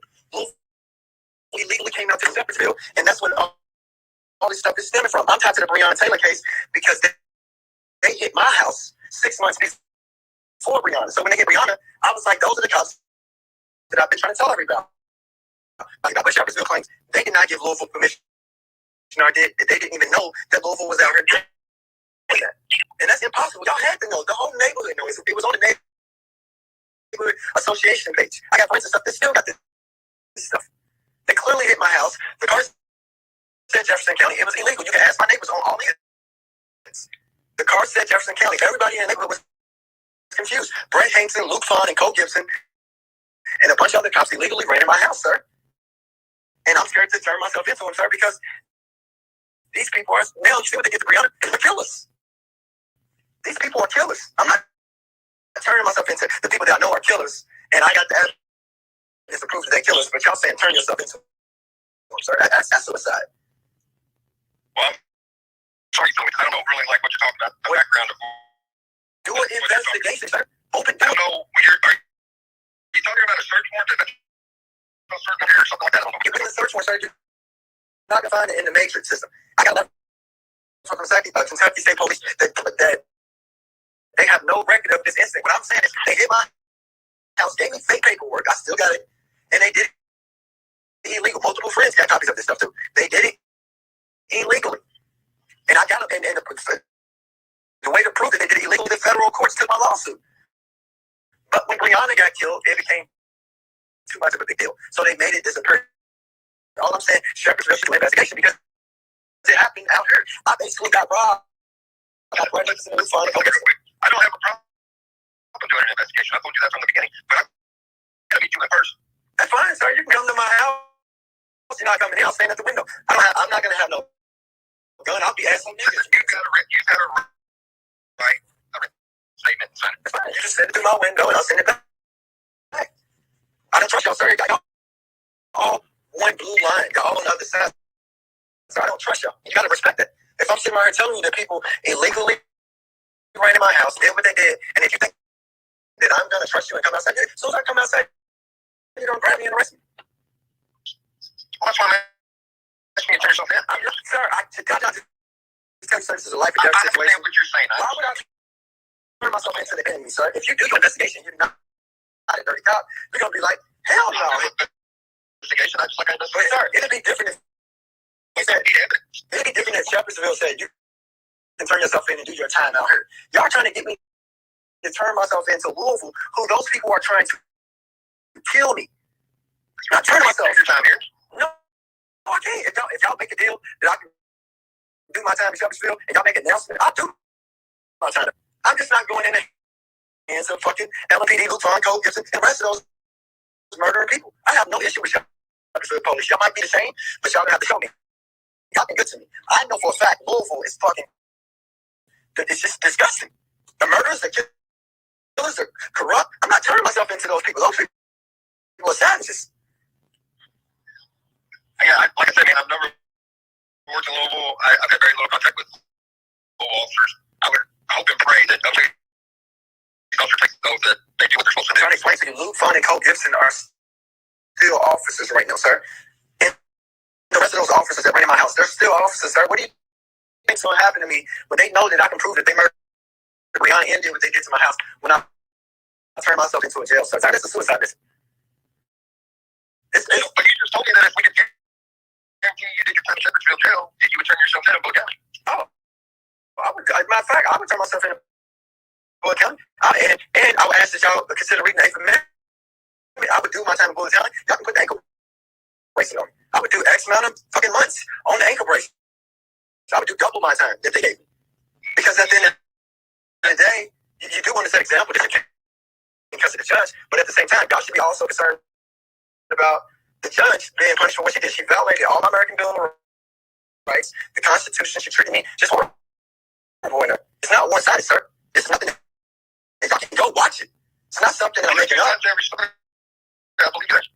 Right, but it's not even about the 2007 story. This is documented. I straightened it on my Facebook. Y'all can go watch it. The judge, if I'm going to do my time, then shouldn't the judge be responsible for what she did wrong? Because last time I checked, 2 wrongs don't make a right. But the judge violated my constitutional rights first, my American Bill of Rights first. And the judge set rules and standards at the top of her head that she did not obey herself.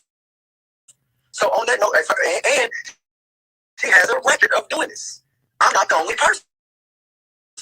So what I'm saying is, it needs to be looked into, and for you guys to be law enforcement, it's like, okay, are y'all law enforcement? Or are y'all just Indians, and then the judge is the chief?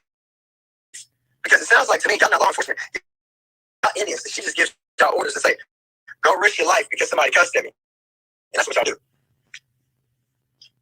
Yeah, I mean, listen, man, I would be more than willing to sit down with you and go over all this, but until we get the warrant thing situated, obviously you don't feel comfortable talking to the police. I'll talk to you.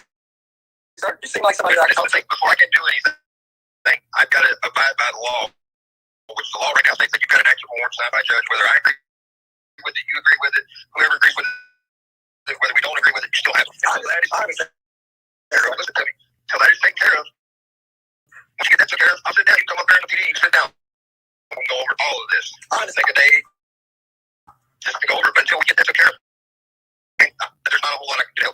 I understand, sir, and I truly understand you. You seem like an officer that wants to uphold the law, and I definitely appreciate that. But, sir, I just ask you to think about this as you lay down tonight. You know, once was a law that black people cannot drink from the same water fountain as white people. Just because it's a law, it doesn't make it right. Right? You know, it was once a law that a slave had to be a slave and couldn't be a free man. So, sir, I urge you to think about this law that you're trying to uphold, and I hope you realize that just because it's law, it don't make it right. The judge is clearly wrong, and I'm like, you shouldn't be risking your life.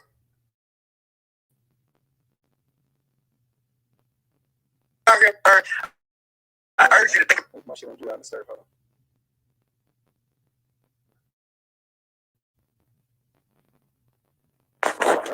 on a second.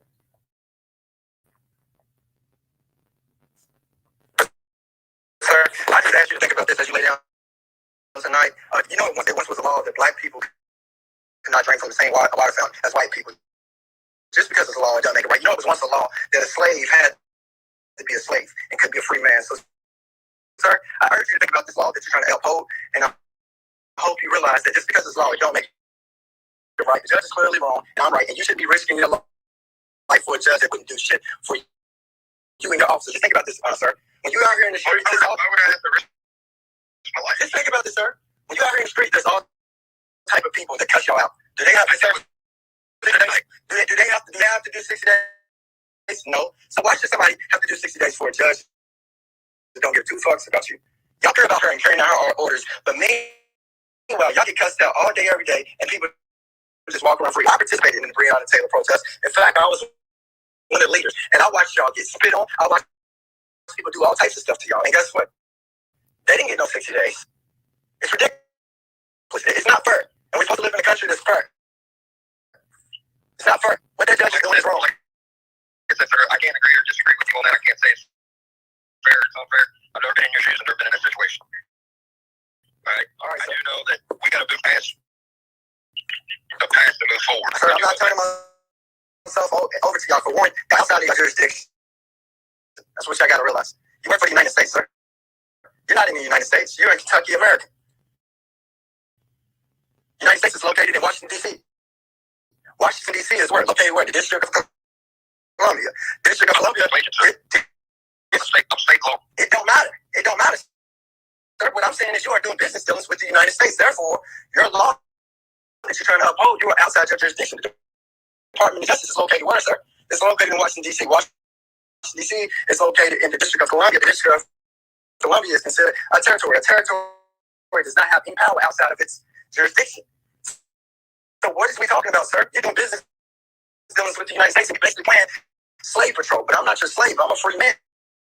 So what are we talking about, sir? What exactly are you trying to upheld? If you read the U.S. M94, you probably need to read that because you just gave your title. Now go to read the U.S. M94 and it's going to tell you everything about your title. You have no power to arrest me, sir. Actually, you're in violation of the Haji Convention. You can be arrested for what you're trying to do to me. You're trying to hold me against my will. That's illegal, sir. What you are doing is you're playing the role of a slave catcher. I'm not your slave. I'm a free man. I'm the descendant of Adam. And all these charges that y'all talking about, you niggas some guy named Kendrick Wilson. Sir, the guy that lives in Red Cross is a guy that is the seed of Adam. Adam is the first man. I'm the seed of Adam. Do not refer to me as Kendrick Wilson. We got way away from what we're talking about. Sir, I am the seed of Adam. Right now. So if you want to arrest this Kendrick Wilson, then you might want to go get Casper and everybody else. But I'm not Kendrick Wilson, sir. And I appreciate you tell the rest of your officers, I'm not Kendrick Wilson, sir. I understand that people call me that, and I will allow people to call me that. But when you want to get technical and you're talking about legally, I am not Kendrick Wilson. The Bible is a binding oath that's recognized in every courtroom globally around this world down there. And at the end of the day, it's recognized in your courtroom. At the end of the day, you can read my story. I am a seed of Adam. I am a descendant of Adam, sir. Please don't call me Kendrick Wilson no more. Those are business deals that my mom and dad made with this corrupt government. And now, as a man that's woken up and recognize what's going on, I've removed myself from that corrupt business. Y'all can do what y'all want to. As far as these other people, I'm a free man. Please leave me alone, sir. Okay. Thank you, sir. Thank you. You got it wrong, sir. You got my name wrong, sir. Descendant of Adam. All right, have a good day. Descendant of Adam. Thank you, sir. If you need anything else, contact that trip to a police department. Yes, sir. I'll look out for other people's safety, but y'all just stay away from me, and I'll stay away from y'all. Thank you, sir. All right. Yes, sir. Free at last. Free at last. Hey, y'all. Nobody come free at last. That's why they hate me. Y'all got to get the goddamn law book. See, I was a social studies nerd, man. And I don't know what the hell y'all paid attention to in school, but I was on some other shit, man. And now they get mad because they know I know my shit. All these people, these United States people, we are not in the United States, y'all. They lied to y'all. The United States is a corporation. The United States is located in Washington, D.C. Washington, D.C. is not a state. Washington, D.C. Is a territory. It's in the District of Columbia. That's the District of Columbia is considered the United States. We are actually different countries. Kentucky's a country. Tennessee's a country, and so on. They all got their own constitution and everything. They all got to read up on this stuff, man. What Kentucky has done, we have hired the United States to maintain order in our country. But at the end of the day, I'm not out of order, and I'm not going to be compliant to their ways. Right now, I can take every single officer that's messing with me. I can pin my letter, and I can send it to the Haji Convention, and I can send it to the higher ups as far as people who run the country, 9 nations, all that type of stuff. I get up, that's when these cops locked up. What they're doing is an act of domestic terrorism. That's a force. All that stuff that happened yesterday, that's an act of domestic terrorism. Excessive force. That was uncalled for. On top of that, what are y'all doing hunting a free man? I'm a free man. I'm not your slave. Jay-Z said it, I'm going to say it. I'm not your slave. I am not your slave. I'm not out here trying to overthrow no governments. At the end of the day, I'm trying to tell the government they can't impose their will on me. They can't. I have zero respect for the government. The government has a whole other way of murdering and enslaving innocent people. Therefore, even their own laws, their constitution that they got tells us we have the right to overthrow the constitution if we find out that they're not upholding the constitution and going by their own goddamn laws. And we see between on the Taylor case and so many other cases around the world, they're not going by their own laws. Black people are getting killed any and every way. You reach on your license, you get killed. You pull out your phone, you get killed. Every way. They can kill us every way that they can kill us. So on that note, I told him I'm a descendant of Adam, and at the end of the day, don't call me Kendrick Wilson. Kendrick Wilson, never. I will respond to that name to people out there because it is a name that I recognize because my parents made a bad business move with the United States. But at the end of the day, I'm a grown man, and I've removed myself from the business model. I'm the descendant of Adam. So it is what it is. What it is, folks. I don't know how many times I got to show y'all and be the example. They're not going to fuck with me. They might try to fuck with me mentally or whatever, but God, I'm here. I got a purpose, y'all. I got a purpose. I got a real purpose. God's working with me. The whole Julia situation, when I took out of that, she's working with him. That's cool. That's on her. I don't know exactly what the hell she's doing. I don't know until she has to sit down face to face. I can't really speak on it, but I know what the guy told me that they interviewed her. For what she's working with. It is what it is. But at the end of the day, I'll talk to y'all later, man. I got some research to do. I'm about to do some shit. Joe Biden and Camilla Harris is about to hear from me. It's about to be some shit, y'all. Got to work on my penmanship. It's time to get some shit started. Watch this.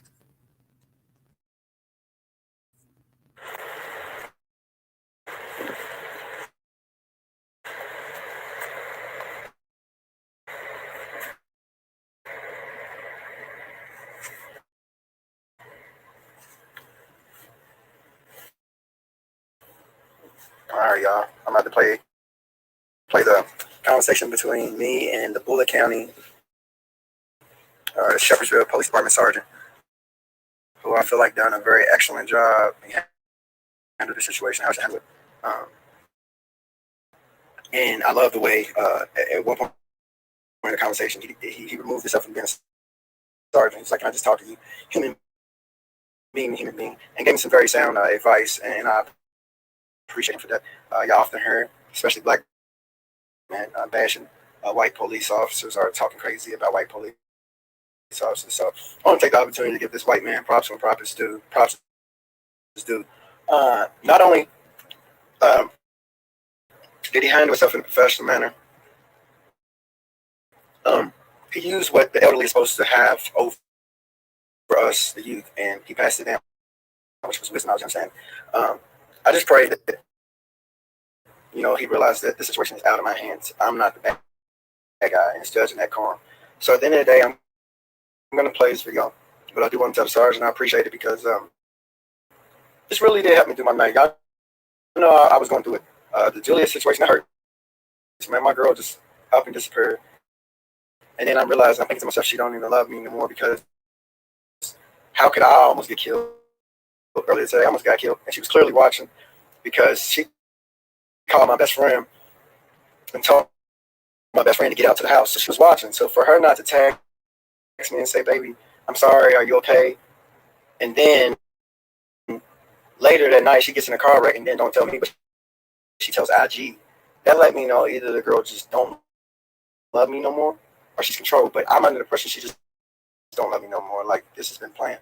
Because I was looking at her IG. I'm like, this is her on IG. I seen her walking up to a G. So she can make an IG and do it for IG, but she couldn't do it for me and say, hey, baby, I'm okay. I found out from y'all that she had been in a car accident when I was on IG Live, and it broke my heart because I'm like, damn, this girl didn't call and tell me.